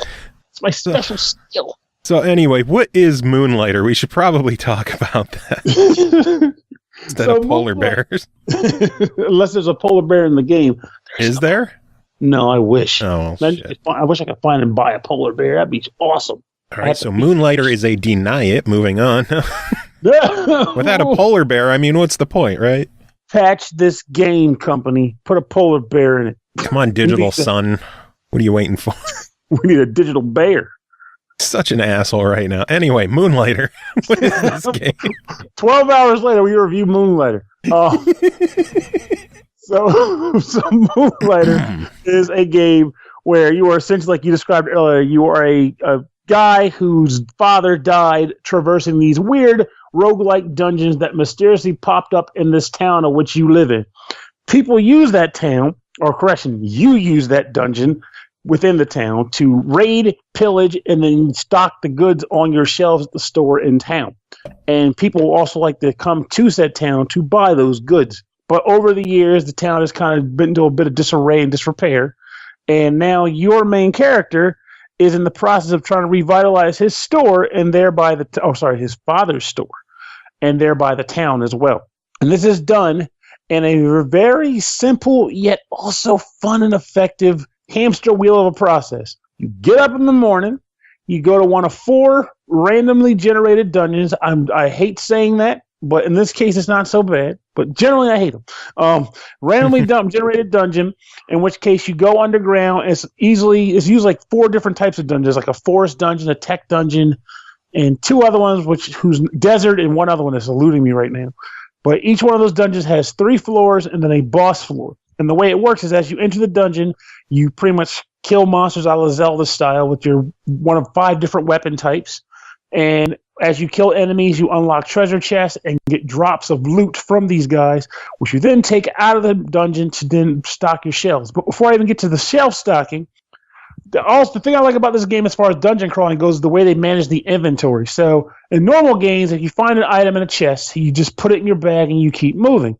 But in this game, item collection is done in a sort of puzzle structure. So some of the items you might find in the dungeon are cursed items. And when you come across a cursed item, it'll have a condition attributed to it. So you might find a stack of iron, a piece of iron. Hey, that'd be great. I can use that at the blacksmith to make a new sword. But apparently this item is cursed. And if you put it in your inventory pool, the item to the right of it will get destroyed. Interesting. Or it'll say something like the item to the left will transform into this one, which means you can get a copy of this item, but it'll erase something that you've already got. And it gets weirder and still, like they'll say things like, hey, you can only put this in your bag, but it has to be on the right side of the bag, or the top of the bag, or the bottom of the bag. And this is represented by a grid of, let's say, like a 5x5 square. So 5 items, 5 rows, like 5 columns, 5 rows of items, and you have to manage it in that manner. So you will find yourself on a regular basis shuffling through your stuff and trying to decide where's the best place to store an item to get it out of the dungeon without negatively impacting the other items in your dungeon. Or in your dungeon. God, geez. This is what happens when I talk about calling a guy dumb for global warming low. Yes, there we go. Oh, darn fault. So, not dungeon. Items in your inventory pouch. So, you will be pretty much shuffling through these things and struggling to determine what 20, 25 items you want to take out of the dungeon with you. And you can either leave the dungeon by beating the boss at the bottom, which lets you leave for free, or you can use a pendant by paying a small sum of cash, and it lets you evacuate immediately. And once you're back in town, the other aspect of the hamster wheel begins, which is selling the stuff you found in the dungeon. And this, to me, is probably the best part of the game, as odd as this is going to sound. So, you have a store. Your store has shelving space on it. And as you play the game and get more money, you can upgrade the shop and get a larger store. But I digress. You put items that you found in the dungeon on the shelves, and you set prices for them. The game tells you off the bat nothing about the item's value. You have to assess it for yourself based on the item's description. And then as people walk into your shop, they will either buy the item or not buy the item. And if they do buy the item, they'll either be really excited about it because they think they got a good deal on it. They'll be kind of nonplussed because, like, hey, this is okay. I'm okay with this. I'll buy it at this price.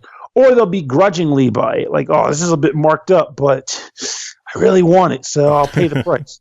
So, and when they do this, you ultimately end up buying, when people start buying stuff, you kind of saturate the market yourself. So you're kind of creating the value of an item. So if you have something that's valuable or valued at neutral popularity and you sell a ton of it, it goes to low popularity. It means it's out there, which no one's going to want to buy it, even if you sell it at a base price.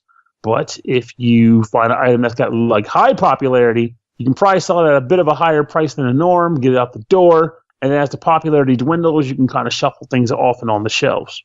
And every once in a while, someone wants to also steal your shit, too, because people are dicks in this game.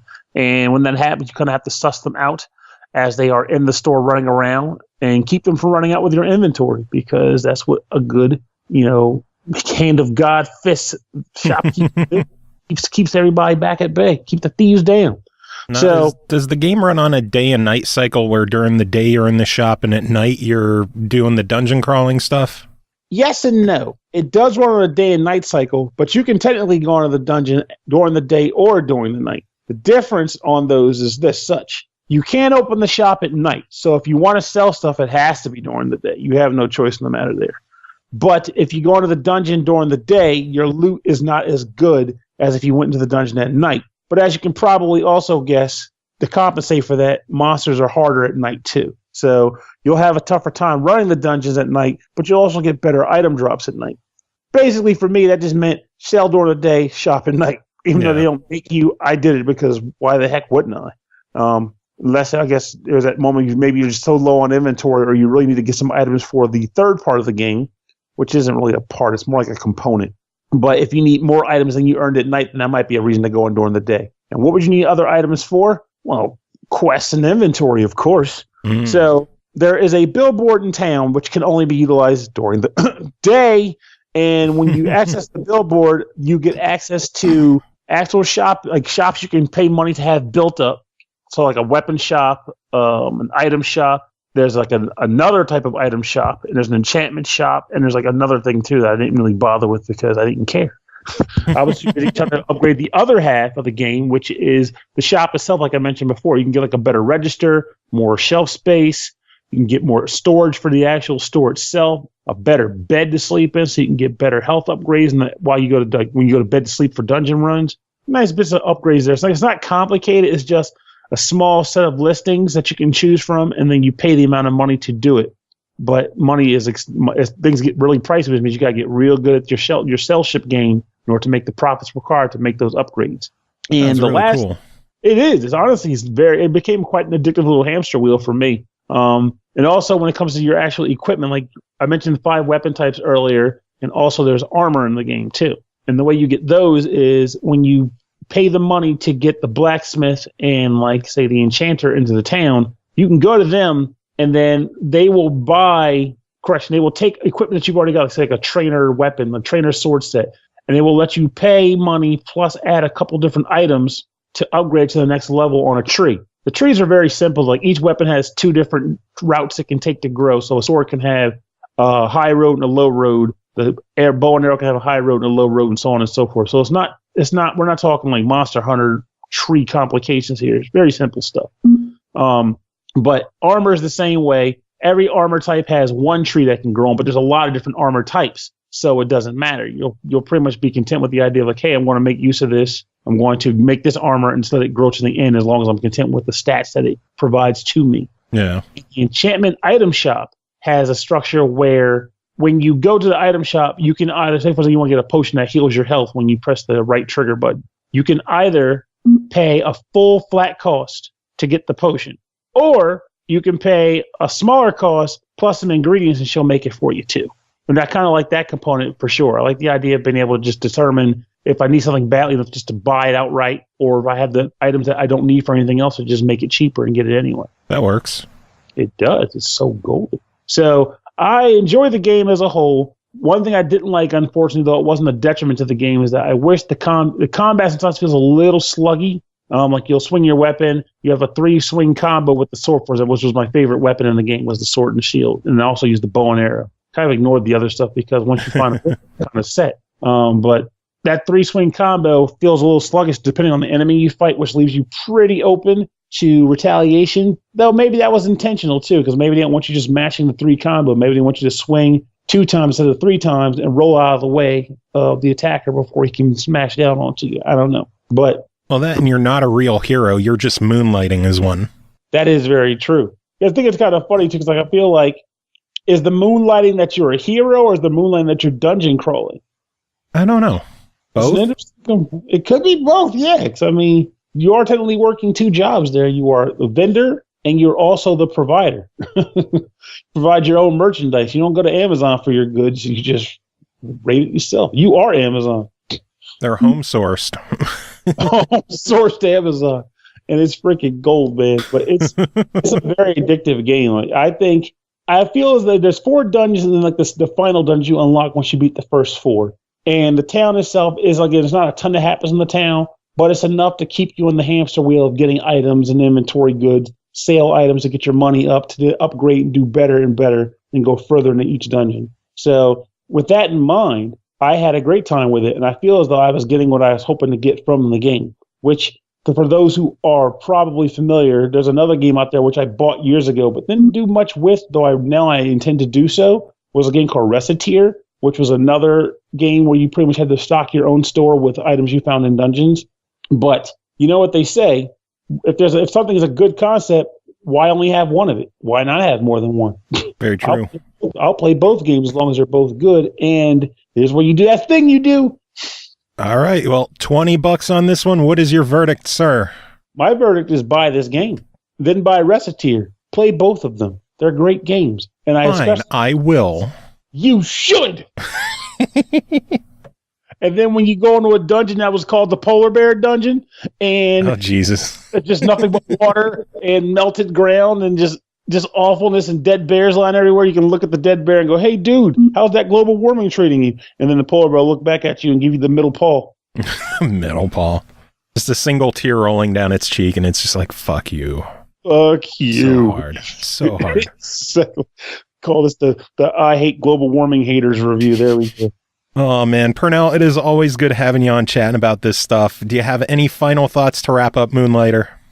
Not just go in ready to appreciate the value of capitalism and money gains and all that good stuff. You'll learn to appreciate Target 10 times more by the time this game is done. All right, next game to talk about is called West of Loathing, developed and published by Asymmetric, released May 31st on the Switch for $11 on the dot. Say howdy to West of Loathing, a single-player slapstick comedy adventure role-playing game set in the Wild West of Kingdom of Loathing universe. Traverse snake-infested gulches, punch skeletons wearing cowboy hats, grapple with demon cows, and investigate a wide variety of disgusting spittoons. Checking this one out, Chris Taylor, how are you doing? Hey, I'm doing all right. How were the spittoons? Actually, the spittoons are one of my favorite parts of the game. So, because go ahead. No, I was just gonna say every time you find a spittoon, you can you can root around in it for an item. And it's like, do you really want to? Are you sure? Yeah, it gives you paragraphs upon paragraphs of telling you what a terrible mistake you're making, and every time you end up getting like an item. And eventually, I got a what is it called? The Blexcalibur. Oh, Jesus! A very dirty sword. Blexcalibur. Yeah. Oh my lord. So, for the people who don't know what West of Loathing is and may have missed our original interview and review of the game on Steam, tell us, what is this game? Okay, so West of Loathing is an actual. I'm trying to say live action or something.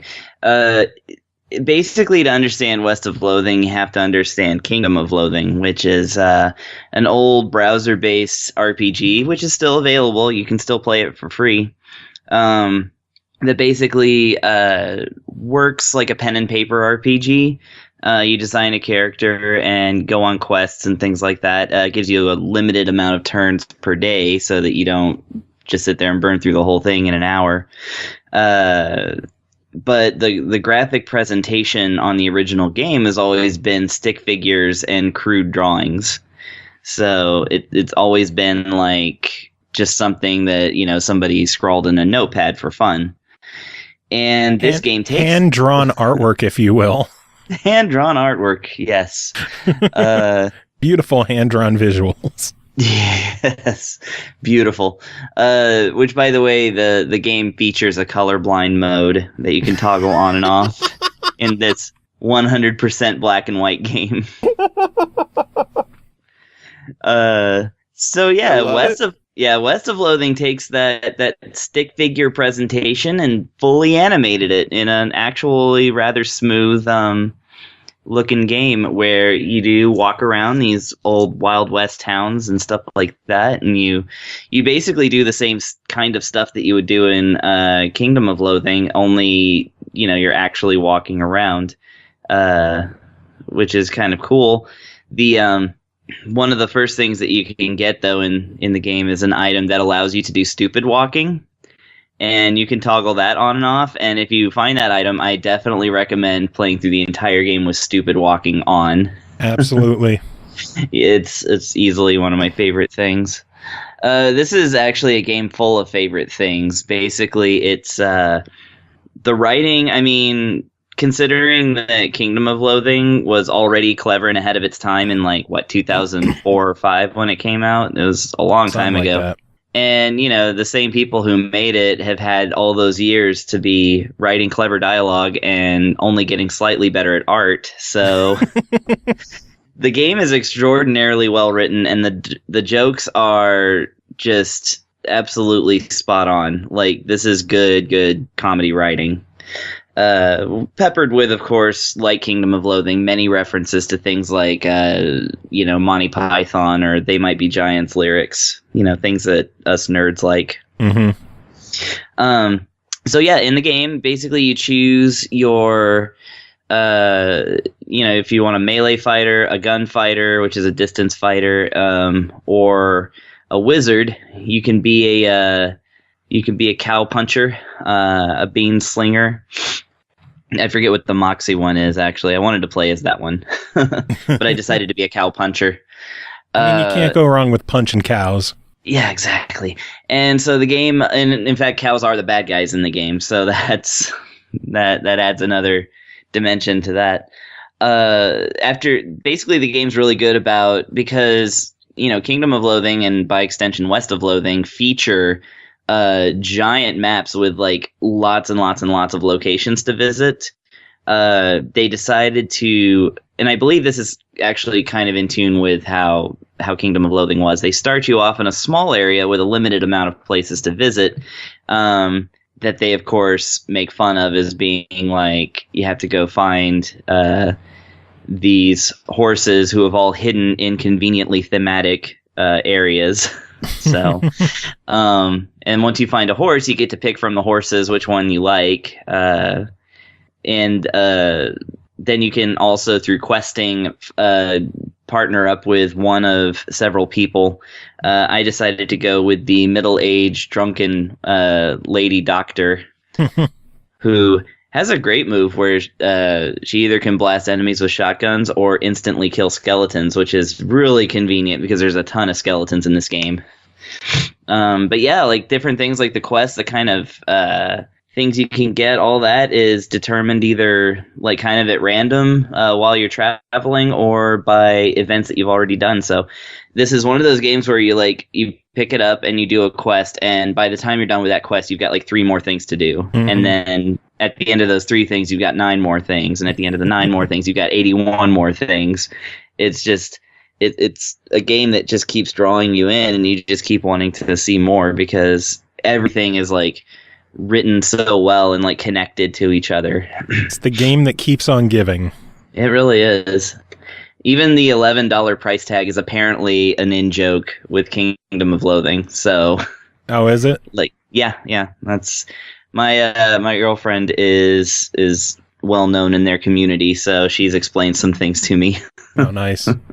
So, how is the performance on the Switch? How well does it play?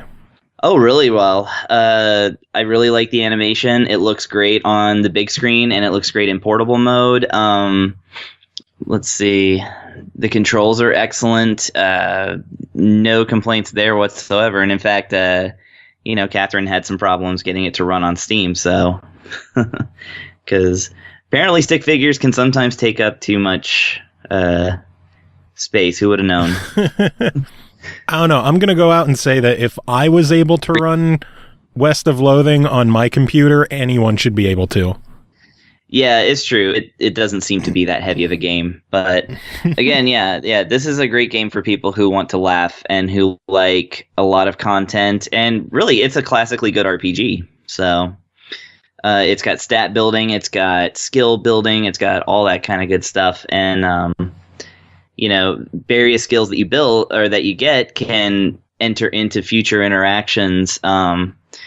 Like if you're honest and you get an honorable thing, you can then start to talk yourself out of situations using the honorable skill, like things like that. Or of course you can go the other way and be an asshole, which is always up good. To you, which is always good. The game rewards you either way, but make sure to search every spittoon.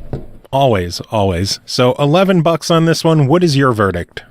Absolutely, go get it. This is a classic. A classic comedy game that has been given new life, if you will.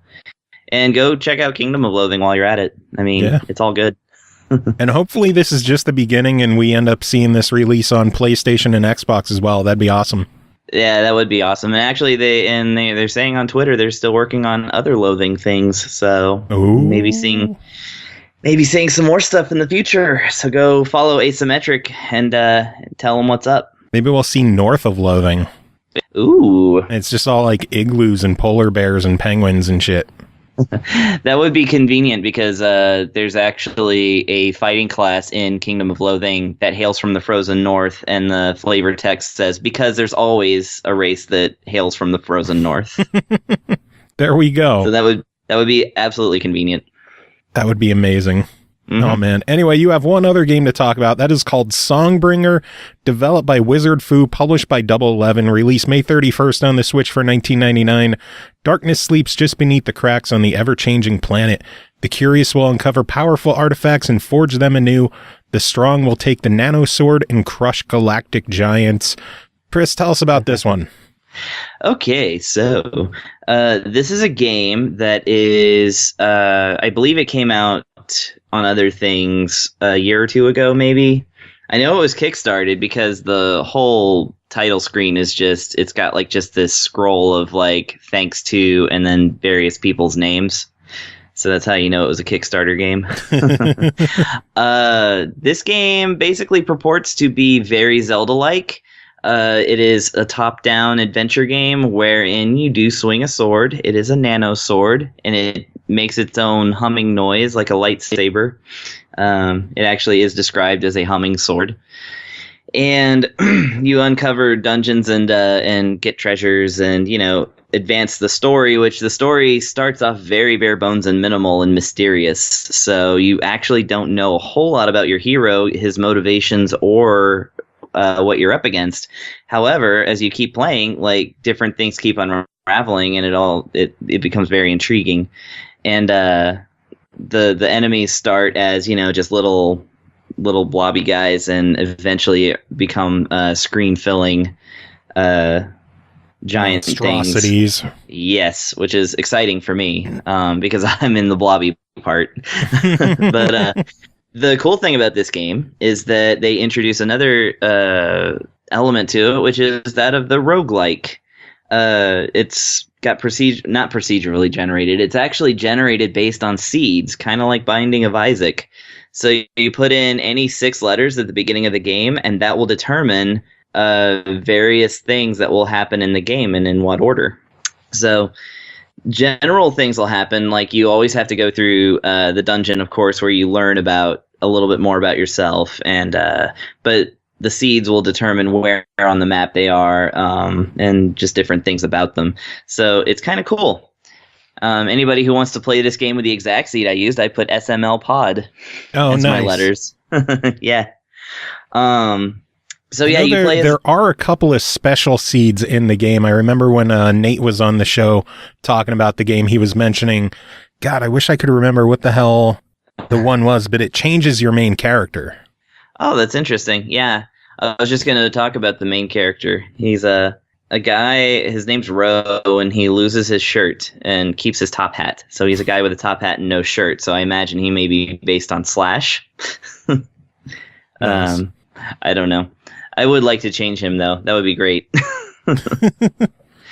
That is one thing, you know, I did notice there was no real, you know, there's no real character generation or anything like that. You don't really choose anything about your character. You just kind of get dropped into it. But, I mean, you know, being a guy in the future with a top hat and a, you know, electric bike that gets struck by lightning, thus plunging you into adventure, I guess that's good. Always. Yeah. So yeah, the art style of this game is really interesting. It's it harkens back, I think, to well, like there's definitely kind of a modern trend of games. Like, isn't there that one that's like Sword and Sorcery? Oh yeah. It has the W in it. Sorcery. It kind of looks a little bit like that, or maybe what was the Night of the Deers or something like that? Deer Gods. Oh, the Deer God, yeah. Yeah, where it's basically like it's pixelated, but also the texture of it is not. It doesn't look sprite based so much. It just kind of looks like everything's sort of like it's cinematic almost, in that it moves a little slow and everything has a sense of realism to it, but you are still looking at characters that could essentially be made of Legos. Yeah. I don't know how to describe that style apart from that. But I like it, and it's nice to see that put into like the Zelda style, you know, gameplay. But yeah, this is one that actually, you know, I got stuck in a dungeon for about an hour, like trying to figure out what to do, until I figured out that I had a lighter and I needed to light things on fire before it would like open a door of some kind elsewhere. And I will say the game is not very handholdy in telling you how to do these things. You're just basically, you kind of have to rely on some Zelda-like instincts in order to get anywhere in this game, because it is otherwise, it pretty much holds its cards close to the chest, you know? Yeah, you need those retro gaming skills to come out in full force. Yeah, this is definitely designed that way. So that might turn some casuals off, but for me, certainly it adds to the intrigue. So, because I definitely have time to be doing this stuff. So once I lit everything on fire and I started talking to the guy, and it made a guy appear who kind of explained a little bit more about who I was. So I was like, oh, okay, that's apparently the plot is centered around a tower, which I'm sure will be procedurally generated or something.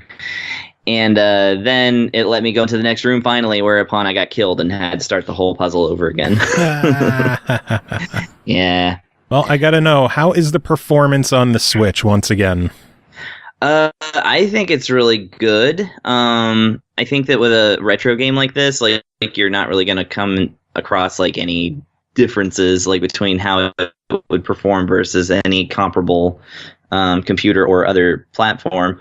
I really like the controls. It assigns, you can assign items to different buttons if you like. Basically all the buttons are at your disposal. It does kind of choose by default some setups that I think was pretty optimal. I didn't actually have to mess with anything. Music's really great.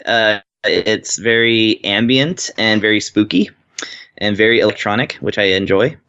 And nice. I think, and it looks great on the big TV, looks great on the Switch by itself. Cool. So $20 on this one. What is your verdict? $20. $20 is like just outside of my range of where I can just recommend it without thinking about it. So I will say this is definitely for people who are into more of the European style of difficult and esoteric games, but that look gorgeous and sound great and offer a lot of content, especially with the procedural, with the seating and the randomness of it, Plus, oh, by the way, the permadeath that usually accompanies roguelikes is optional in this game. Yeah. So that's nice. You can either have it be permadeath, which will give you an authentic roguelike experience, or be able to use continues, which is more my style. Yeah, same here. So in that sense, it's not unforgiving at all. It's and you get a great sense of growth in it. Like it's a very good, one might say, and I'm only using this metaphorically, but like Zelda for grown-ups, if you will. Or just people who like a little more of a cyberpunk edge. For people looking for exactly The Legend of Zelda, but better, then, go get Blossom Tales or something. Because this one's a little more dreary and a little more dark, if you will. So it's definitely for that group. And, at that point, I think $20 is a solid game and that it is worth a purchase. Sounds good. Chris, it is always good having you on chatting about this stuff. Do you have any final thoughts to wrap it up? Don't actually look in every spittoon in real life. All right, next game to talk about is called Bird Cakes, developed and published by Green Lava Studios. It released May 29th on Xbox, PS4, and Steam for $4.99. Patooey, patooey, patooey. That's the glorious sound of bullets in this 2D shooter platformer. Step in a world of state-of-the-art cupcakes weaponry. After a picnic went horribly wrong, Pancake the Cupcake desperately tries to fend off hungry flies away from his girlfriend Cherry. Checking this one out, the master of all things twin sticks, Scott Carnage Smith. How are you doing? How's it going? Pretty good. Joe, yourself? It's one of those nights. One of those nights for the busy. Incoming puns? Oh, God, that type of thing? Is that what you're ready for tonight? Fucking wait for these. Because you fucking set it up. You asked for it. Indeed. Twin stick game. I had to have to play a twin stick game and I have to make puns. That's what Carnage is here for. Indeed. So tell me, what is Bird Cakes? Bird Cakes is a pretty addicting twin stick shooter. From what I played so far, I spent a couple of hours with it. It's got a little bit depth to it, but easy to learn. I would say hard to master because basically it's just like an old school hardcore game. There's no fucking saving, checkpoints, none of that stuff. You die, you lose your 3 lives, and it's over. So they throw you right in. Although the thing is, you can get permanent upgrades that you can select one of each of the 3. So there's a little bit depth there, but the gameplay is just fun. I've been really enjoying it so far. Just classic old school twin stick defense gameplay.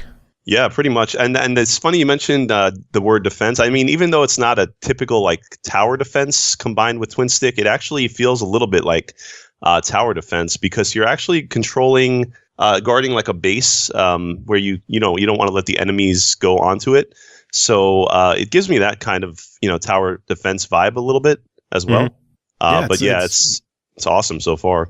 I know I'm having a lot of fun with it myself. The thing that I enjoy most about this game is its style. The visuals are awesome. Yes. I get a very John Kay vibe out of them from like Ren and Stimpy.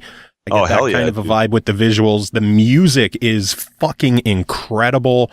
Like I need the soundtrack to this game.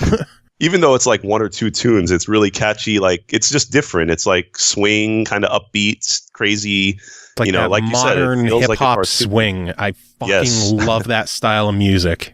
And I don't know why. You think of like Candy and all these bird cakes. I don't know why it sounds so good with that type of music. It just there's nothing else like it out there. So the thing is also it's just fun. Like I said, it's just fucking fun to the game. The gameplay. It's not super deep, like I said, but it actually feels really good. Well, the beauty is it doesn't have to be super, super deep because it's a $5 game. That's the other thing. That's what I was just going to say. $5. I mean, this is an impulse. I don't want to say the review here right away, but I mean, you could tell $5 for a twin stick that's just fun and even has some upgraded system to it. So I think it's a definite must buy. I already beat you to the punch there. Beat you to the punch. Because I already had a pun at the beginning of the fucking episode. I was expecting a lot more. Womp, womp, womp. Oh, there's still time for more puns if we don't want to say that's the whole review yet. Well, what else do you want to tell me about the game? All right, so there is some strategy to the different upgrades and stuff. I noticed that like certain enemies, as you mentioned, prior to the review, we were talking a little bit about it, like how far you got and whatnot, and how far I've made it, which is almost the same so far. I think we made it to like 10 or 11. I think you said somewhere around there. And I think there's 20 waves. I'm not sure. Like when you die, it shows like a progress bar, and it looks like it's on the halfway point when I died, so a little bit past that. But anyway, I think that the upgrades the master of twin stick shooters is only halfway through it. Exactly, but I got some work to do. I got some jalapeno flower. I'm just looking at some of these upgrades, and it's slippery flower. I mean, that one helps build momentum. There's different dashes. Basically, you can have one type of each of these 3. You can have a dash of some sort. You can have like a special type of ammo, like for instance, fire bullets or ice bullets or something like that, or electric bullets. And then a third type of thing is just a random like extra perk. Some of them are very different, like a candy tracker. You can see where the next ammo is. Or instead of that, if you save up enough money, like we didn't because we're plebs, you can get double fire attack. So that'll probably make, I'm pretty sure that one for 500 in-game. Yeah, in-game dollars. Let's say no microtransactions, guys. No loot boxes. It's all just a $5 game. Let's put that out there. But yeah, once you get that one, I think that's going to be the game changer. To be honest, double fire attack. So, do you have any negatives for the game? Anything you didn't like about it? There's some stuff about it that, let's see, one thing that really bugged me at first, actually that was a no pun intended one, but hell, Jesus you're stuck with me now. You find a lot of bugs in this game. Luckily the game doesn't really have any bugs of the other kind. But at this point I think Joe is dead already. I'm just sitting here like shaking my head in shame.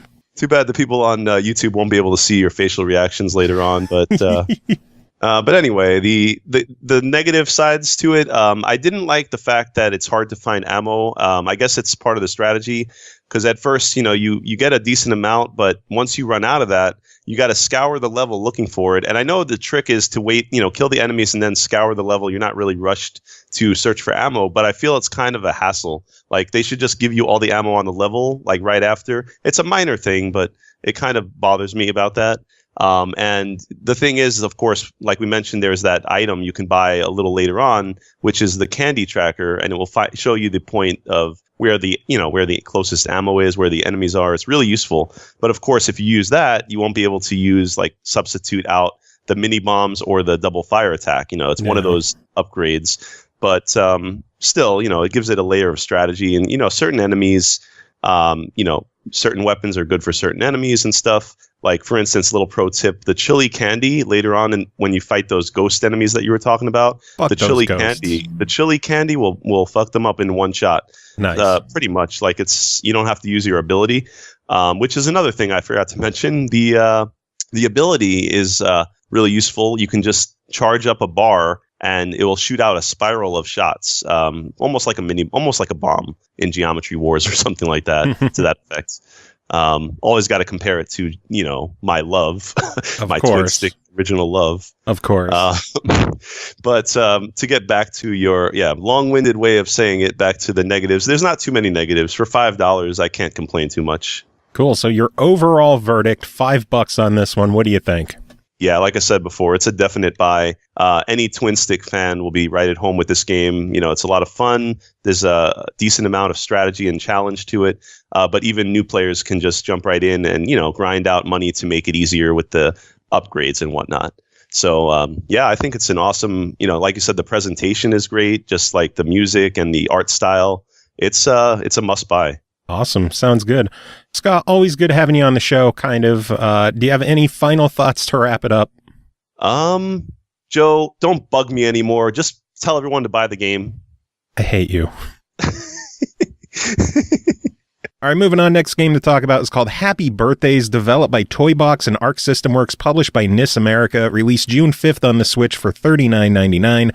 From legendary creator Mr. Yasuhiro Wada, oh my god, I'm so bad at names, comes Happy Birthdays, a sandbox game in which players create cube-shaped worlds that give rise to diverse and unique life forms. With careful experimentation, players can shape the geography and alter the temperature of the world to create the conditions for life and witness the birth of an entire ecosystem. As you heard by the loud yell earlier, Norg, you are here. How are you doing, buddy? Happy birthdays to you. Happy birthdays to you. You're 3 months late. Happy birthdays is the name of the game. Happy birthdays to you. That didn't answer the question of how you're doing. Jesus Great! Christ, what the fuck? I'm great, and I have power tools. Life is awesome. Oh, my Lord, I didn't know what the fuck that was. Oh, that is totally going to fuck with the compressor when I edit this. Oh, it smells nice, too. I love that. So tell us, what is Happy Birthdays, Norg? Man, so my initial impression of it, and this is what I get for not having played the PlayStation version of it that came before, is it's kind of like Populous meets You're a God Now. And that's the shortest answer I can possibly think of to give.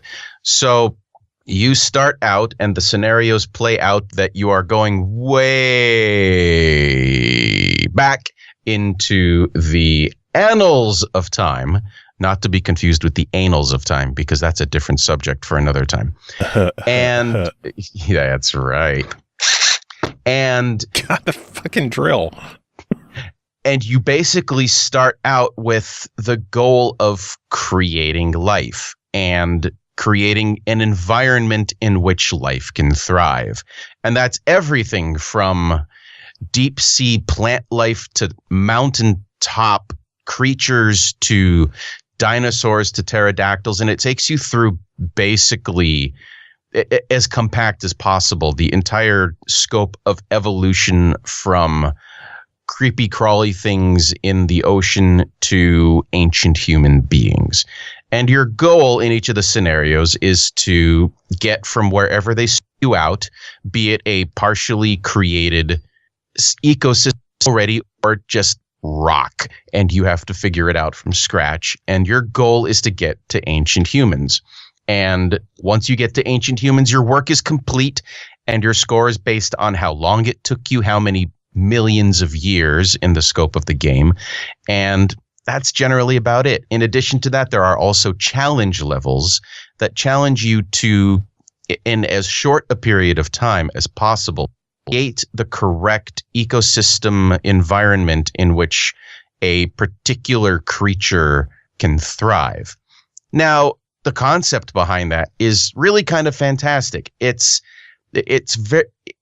balances back and forth between being very micromanaged to kind of macro level. Let's just let time go on and see what my life creatures do. And it's nice because you have to get into the nitty-gritty at some point, and the details are very much there. The environmental requirements for each creature that you need to allow to evolve as time goes on, and the requirements are obviously laid out, and they tell you what needs to happen. And there's enough different starting points in the game where you can stay within the safety of an already established ecosystem, or you can start from scratch, which was one of the last things that I did while I was trying to get through the game. The things that were kind of weird were the graphics seemed to be a bit on the clunky side at times. Frame rate drops, it seemed like, and it did not run as smooth as I expected a graphic level of that to run on the Switch. One of the aspects of the game that's necessary in order to advance your character level, which makes certain tasks easier, is you have to collect data from the new creatures that you've created to fill out your kind of library of flora and fauna and merryweather and stuff. And wow, I just went full beauty, Sleeping Beauty. That was awkward. And sometimes the creatures that you need to collect data from are flying, like, say, pterodactyls. And the pterodactyl can sometimes be 9 or 10 levels above ground, and you can't get to it until you literally create a mountain just to fly up high enough. A mountain which would cause the creature to go extinct, most likely, if you actually went to the macro level and advanced time. So collecting flying creatures is a real pain in the ass. Even finding them is a pain. Waiting for life to blossom in some cases can feel random, or in less forgiving senses, impossible. When I left off on the game, I had almost all of the necessary requirements to move on to the next evolutionary step. All of the creatures I needed were there. The only thing that seemed to be lacking was an ample food supply of meat for this creature to show up. And everywhere I looked, I saw instances of things that looked like they could be meat food because they were creatures, and creatures are edible and they're delicious. But the game just was not allowing it to be recognized as a stable food source. So I ended up just getting completely stuck for like 3 million years. I wish I was joking, but it was literally 3 million years. In game, of course. Yeah, obviously. So another thing that I noticed when playing other scenarios is that if you make one wrong move, in some instances, you have basically motherfucked your entire ecosystem. When that happens, you quit and you start over, because there is no saving it at that point.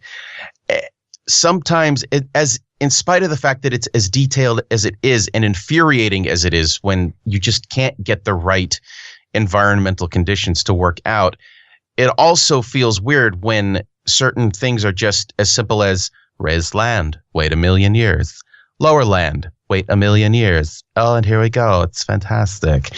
And then, of course, throughout the scenarios, you are accompanied by an extremely verbose and repetitive and condescending fairy-ish character whose name is conveniently Navi. Oh, God. What was that? What was what? I heard a weird sound. It was probably a motorcycle that drove by, but my microphone didn't pick it up, so no one knows what you're talking about. Nice! Yeah, okay. Boy. Yeah. Oh, yeah. Okay. Moving on. Well, let's give them an example of what it sounded like.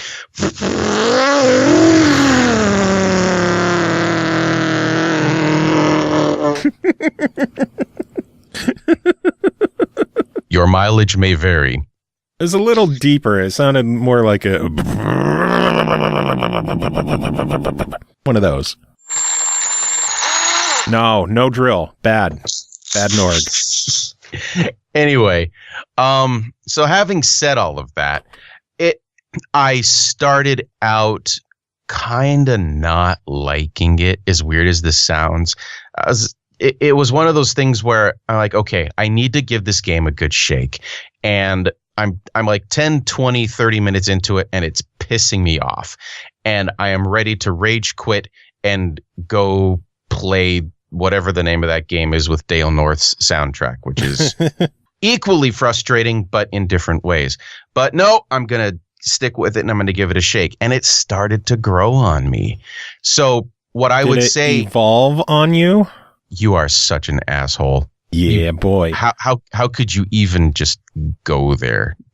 How do you live with yourself? Scott would have been proud of that. He would have been. He absolutely would have been. You don't know him, but he would have been. I'm just agreeing with you because I'm an agreeable sort of person. Sometimes, not really. And see, there you go. So I would say one of the things that really redeemed it was the fact that as you stuck with it, it grows on you and it starts to become fun. And you start to really dive into the menu system and you discover little features that weren't immediately apparently obvious. And they're especially not obvious if you don't have Navi there to explain them at every single level up. Oh, and I forgot one thing. If you are playing the game and Navi is explaining functions to you as you level up, as when you collect more creature data into your library, frequently in the tutorial, Navi will explain to you features that you needed 3 levels ago and had to accidentally figure out. So there's a bit of a mismatch there. Having said all that, by the time I was getting several hours into the game, it started getting really fun. And even when it was frustrating and when I had to quit because I had killed my ecosystem or I just razed all the land and made everything die in a cataclysmic apocalypse of doom, it was still kind of fun. And then I would just start over and try it again and see if I could jerry-rig my way through the piece of the evolutionary cycle that I couldn't figure out before. It's like, oh, hey, look, there's a food source now. And all of my stuff is almost entirely identical, but before there wasn't a food source. So it's not random at all. And actually, it's probably not random at all. I'm just really bad at it. And I'm willing to acknowledge that. Don't ever admit to anyone that I said it. If you just recorded it, it's going public. Crap. So that's okay. I still love you. So yeah, I think that pretty much sums up the things that I enjoyed and the things that I found frustrating about this particular game.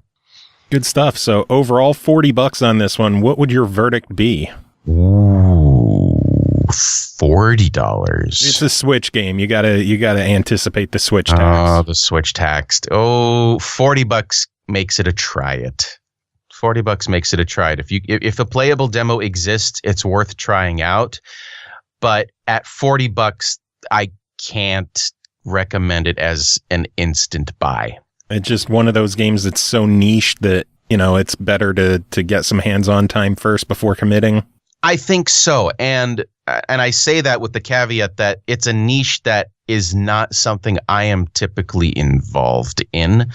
And as someone who is not typically involved in those kinds of games, when I was looking up information at one point, I saw someone refer to it as a garden game, or there were a couple of other descriptions for it that were all niches and genres that were not things that I ever had any involvement in. So this was kind of a new experience for me.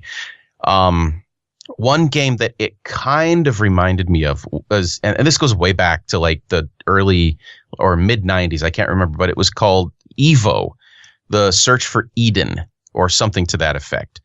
I haven't heard that name in a long time. Right. I thought that game handled a very similar concept much better, but then again, that's also the Super Nintendo, so it's obviously extremely limited in comparison to the level of detail that a game like Happy Birthdays was able to provide. But yeah, I would say if this is the genre of game that is your jam, then you're probably already playing it and you're not listening to anything I have to say. If it's something you'd like to explore, then definitely see if a playable demo is available, because and when you do, plan to commit 30 to 45 minutes of just getting used to it, and then decide if it's something you want to really get into, because you're going to need that much time to really get familiar with what the game has to offer. And it gets better once you get over the initial Dwarf Fortress-esque learning curve. Gotcha. Sounds good though. Yeah, I'm glad I stuck with it instead of rage quitting. And I'm glad it turned out too. Well, yeah, it turned out to be a lot more fun than I anticipated. So, yeah. Awesome. Well, George, it is always good having you on chatting about this stuff. Do you have any final thoughts on the game? You son of a bitch. Yeah. All right, next game to talk about is called Riddled Corpses EX, developed by Diabolical Mind, published by Cowcat, released June 6th on Xbox One for $11.99. Riddled Corpses EX is a twin-stick shooter made in the style of 8 and 16-bit arcade games. Travel through diverse locations packed with danger and huge bosses. Choose your character wisely and make use of their abilities and the special items to progress and destroy the root of evil. We're going to end the show the way we started it. Cole, you're back. How are you doing? Oh, you don't want to answer that. Even the dogs don't want me to answer that. It's like things have changed over the course of just 2 hours. It has. I started back on my chemotherapy regimen for my rheumatoid arthritis. And so I'm currently rolling in a chemo hangover. I have a really bad headache. I'm puking my guts up. But here I am doing my reviews. This has been an eventful afternoon for you, I guess. Yes. You can say that. Editing. Good way to put it. It's almost like the beginning and the ending of the show were an entire week apart. Almost. So anyway. And yet somehow there will still be four-wheelers. Always and forever. Yeah. Anyway, Riddled Corpses. You basically described it all. All right, so $12 on this.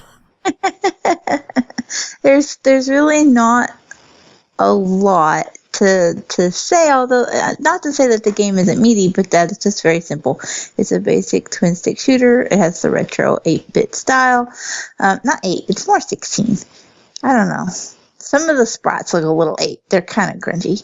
It's a mix. So yeah, the pixel art isn't anything that's gonna win you over or wow you. It's very simplistic, but it's suitable. There's a zombie, and there are characters, and you choose a character to play with, and each character has their own strengths and weaknesses. I think there's 6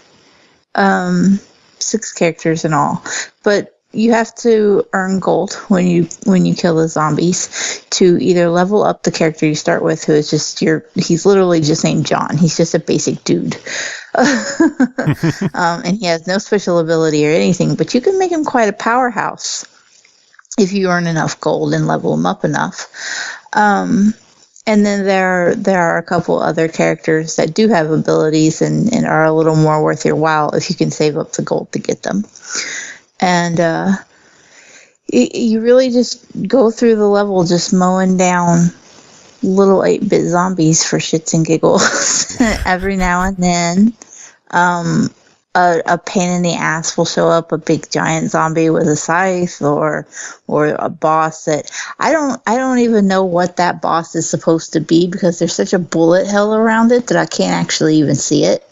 Oh wow, so and it's hectic. okay. Yes, I like the zombies themselves are very mundane. And in the beginning, when you're really, really weak, you're going to be lucky if you get past like scene 2 of stage 1. Oh, wow. Because the scenes, it kind of side scrolls, but not exactly in that, you know, the scenes will move from one area to another by side scrolling. But when you've got a large wave to fight, it stays static. And then the zombies spawn around you and you take them down as they pop up with little tombstones, so you know where they're going to come up at. Mm-hmm. And you can destroy as many of those tombstones as you can to make it easy on you before they hit the ground. But it's really, it's hectic, and you will die a lot to start off with. Like, it took me a good 2 hours maybe to grind enough gold to where I didn't die on the second scene of stage 1 steadily. And it just gradually gets harder. The spike in difficulty, though, really hits around midway of chapter 2, where you're just like, why is it this hard? I don't understand. And it becomes easier if you go back to stage 1, because it gives you the choice. Oh, you can start at the beginning of whatever the last stage you unlocked was. So it gives you that choice. And it's easier, though, I found, if you just go back to the beginning of stage 1 and just annihilate every zombie you've ever seen in your life. Just for the sake of earning the gold, so that when you inevitably die again right before stage 3, then you can go and put all that gold into upgrading, and you might get a little closer to stage 3 next time. So and basically a lot of replaying, a lot of dying, a lot of upgrading. Yeah, pretty much. And just buying new characters and upgrading them so that they don't suck. There's one odd thing I wanted to point out. The splash art for this game is anime girls. And the title screen art is anime girls. And I don't know why. If you are buying this game because of those anime girls, you're bamboozled. There are literally no aspects of an anime or a manga or any of that anywhere in this game. I don't know why those are there, except to just sell you on sex. It's just weird. And I'm sure it worked on a few people. It probably did. And to them, I'm sorry you got bamboozled, because there is nothing else beyond that splash screen. I don't know why they did that. It bugs me when, like, title cards and stuff don't match just the style and gameplay of the actual game. And so then I just want to shake this guy and be like, what is wrong with you? This is so weird. It's just, I don't know. It all should have just matched in my book.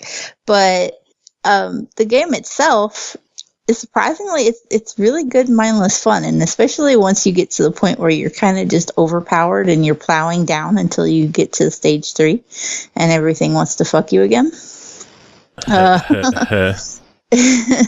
Except for the anime girls, because they're nowhere to be seen.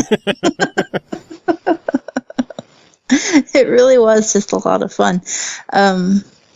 There's 5 stages in all, and good luck making it through any of them. Nice. So $12 on this minus the anime girls. What do you think? I do give it a pretty recommended try. It's not going to be for everybody because it is ugly. The pixel art is not particularly well done. It's suitable and it works. But the game itself is fun. Cool, good stuff. Next game is called Conrad the Kitten, developed and published by Fusion Play, released February 23rd on the PlayStation VR, and we're just covering it now because I just found out about it a couple of weeks ago. On PlayStation VR for $14.99, Conrad, the cute kitten, needs a helping hand and lots of love. Give him his cat food, let him take a ride in a hot air balloon, and lots more. Will you be the perfect friend for Conrad? This game is goddamn adorable, and I am in love with it. Basically, it is kind of like a Tamagotchi where you got to take care of Conrad the kitten, either through, giving it snuggles and cuddles or letting it eat or, even stuff like use the litter box. Nothing obviously too graphic because it's aimed at, a wide audience. What you do in the game is you sit down in your living room. You need to make sure you have a lot of room, by the way.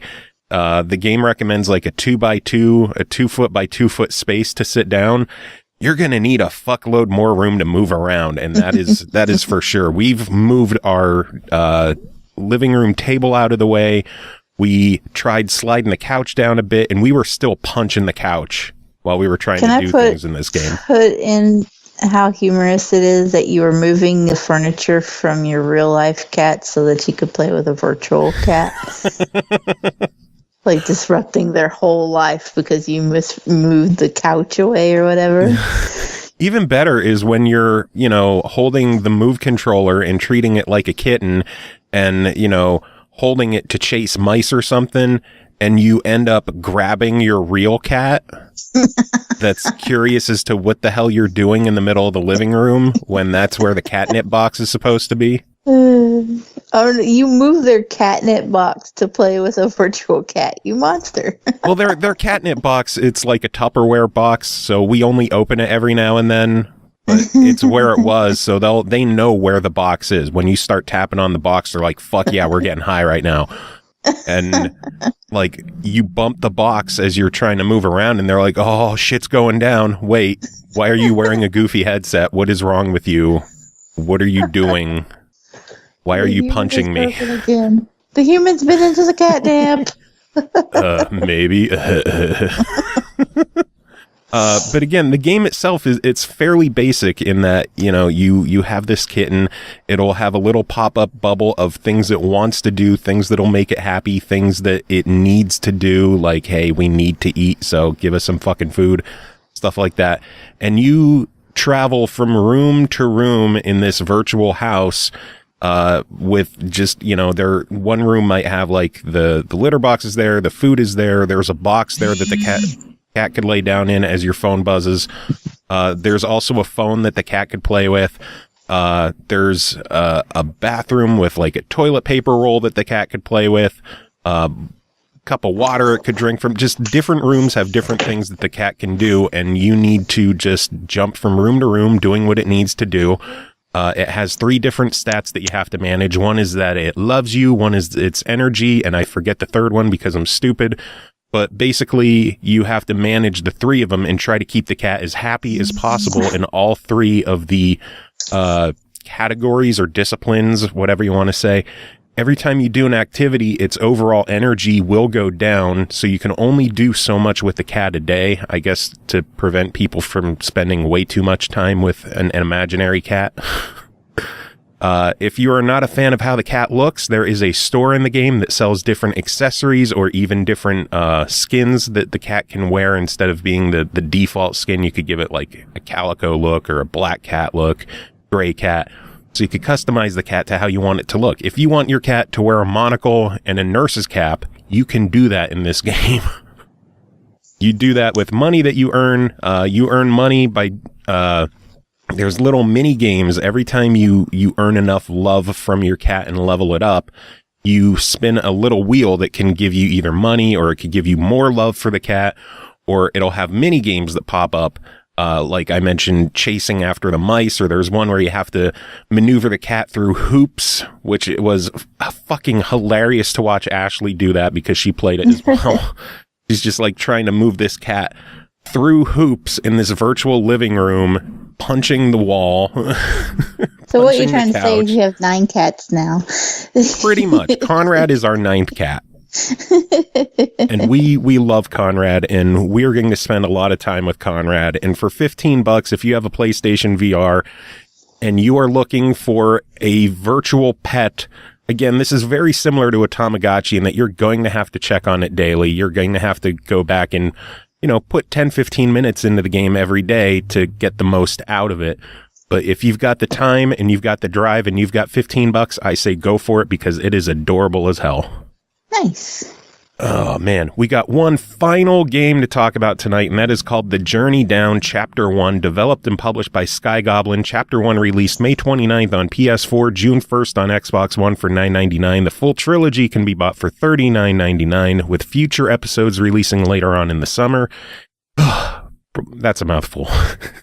In a shady corner of Kingsport Bay at the outskirts of St. Armando, Buana and his trusted sidekick Keto struggle to make ends meet at their run-down gas station. Little do they know they are about to be thrown into a spine-tingling adventure that will take them far from home and right into a twisting plot of corruption and danger. Cole, what is The Journey Down? Okay, so The Journey Down is a point-and-click adventure. The scenes are static 2D backgrounds, but the characters are 3D models.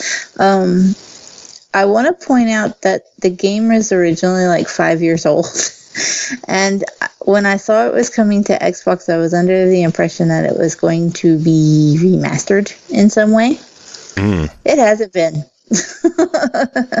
The 2D art scenes look hand-drawn, and they're incredibly well done. But the character models are very odd. They are very dated. And there hasn't been anything done to spruce them up. Well, I know there was a few years in between Chapter 1 and Chapter 3, because I think just recently we covered fairly recently we covered Chapter 3's PC release. I think that was Dark Mika that covered it. So now we're covering the full trilogy. So obviously we're going to be jumping back to this older stuff, but I guess it was just straight poured over. Yeah, it seems like it was just ported and that was it. Besides the whole character models, sometimes it is a little jarring when they just stutter or move or something. And you're like, okay, as long as they're just standing there, they don't look too out of place. When they start moving, it needs a little work. If you can get past that, though, and I did, the story here is really interesting and odd. It has a very Afro-Caribbean vibe. The characters' names are Buana and Kit, and they were typical street hoodlums who were just causing trouble, and they were adopted by, I couldn't pronounce this guy's name if I had to. It's like Kaonandoa. I couldn't pronounce it. It's not in the description, so I don't know what it is. It's insanity is what it is. But he apparently taught Buana how to fly a plane, but Buana is afraid of heights. So after their adoptive father goes missing, Buana and Kit are kind of just left on their own, running the little gas station on the river where they were raised. And the story begins with a mysterious woman showing up after the power has been cut, because this weird overarching power company has bought out the power station and aren't willing to let Buana and Kit slide on their electric bill anymore. The power's cut. Buana cuts the power to the whole town in an effort trying to get it turned back on to the gas station. And it kind of sets the stage for every misadventure Buana's about to have with you. A mysterious lady shows up, and you have to help her find this book that is a guide to the underworld, and it just goes absolutely batshit crazy from there. The main premise of Chapter 1 is to try to help this woman get back to her boss after you guys find this book. So to do that, you have to rebuild your charter plane. And the entire premise of this chapter is make up the parts out of anything you can find. And just make it work. And it is a classic point and click in that you are just putting together some of the most obscene items you can find to make what you need to get by. In a way, it kind of feels like it's poking fun at the genre that it is. But it was humorous. It was funny, and one of the best parts is when you get to a puzzle and Buana just goes, I hate puzzles, and just kicks all the switches and locks into the right combination. And you're just like, nice. Yes. Nice. So then it really just the game is a little self-aware. It's very humorous. It's an interesting concept, and it's not afraid to just take a little fun out of everything, which is good. It is good. It can be a little on the short side. There's even an achievement for completing the game in under 40 minutes, and it seems like most speedruns can go about 35 to 40. I got all the achievements except for that one because fuck speedrunning. Yeah. And fuck speedrunning in a point and click. And this was really my only major complaint. The characters move really fucking slow. And you can click you don't have any control of Buona as he's moving about the world.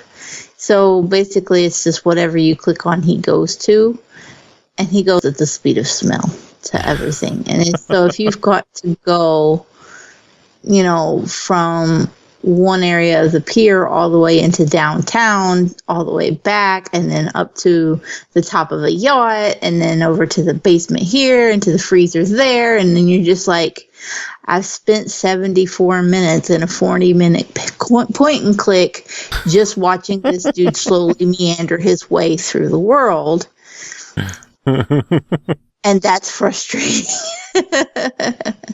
If I click go down, I just want to cut to the next scene and go down. I don't want to watch him slowly shamble his way there. Yeah. That's my personal preference, and it's just a pet peeve of mine. But that really is my only major complaint with the game. Except for that, I wish it would have been like remastered a little for the sake of going to Xbox. But well, I'm sure the coming adventures are going to look a lot better. I have looked at some screenshots. I haven't taken a chance to start them yet, but I've looked at some screenshots, and I have some hopes that there's some improvements to these character models. I'm not sold they're going to be awful the whole way through. We'll see. Look for my reviews on those when they're available. Later on this summer. But Chapter 1 for $10, what do you think? I give it a pretty solid try. If you like point and clicks, or if you like games that are humorous and self-aware, you're probably going to be pretty happy. Cool, and I know we'll be covering the other 2 chapters later on as they release, so we'll keep you abreast of the entire situation. Yep. You said breast. I did. So we're talking about getting high. We talked a lot about balls with Grant. Scott had his puns. It's been a fun show. Yes. And now boobs. You missed a lot of it, but you should go back and listen to the rest of it because there was a lot of goofy stuff in there. I missed a lot of it because I've been in a chemo haze puking my guts up for 2 days. For the past 2 hours. 2 hours. Yeah. Only. 2 hours, not 2 days. Sorry. Yeah, clearly. But that is it for this episode. Thanks, everyone, for sticking around and listening to the whole thing. Another thanks to Steven at AbleGamers for joining us this show. That was a really, really fun chat, and I'm glad you were able to be a part of that one. Favorite interviews ever. Hopefully we could get him back on again sometime. That was a really fun chat. Yes, it was. But that is it for this show. Cole, you're here just in time to wind things up with me, so give me some final words to end the show, because I know you love doing that. Final words are my favorite. Were those your final words? Yes.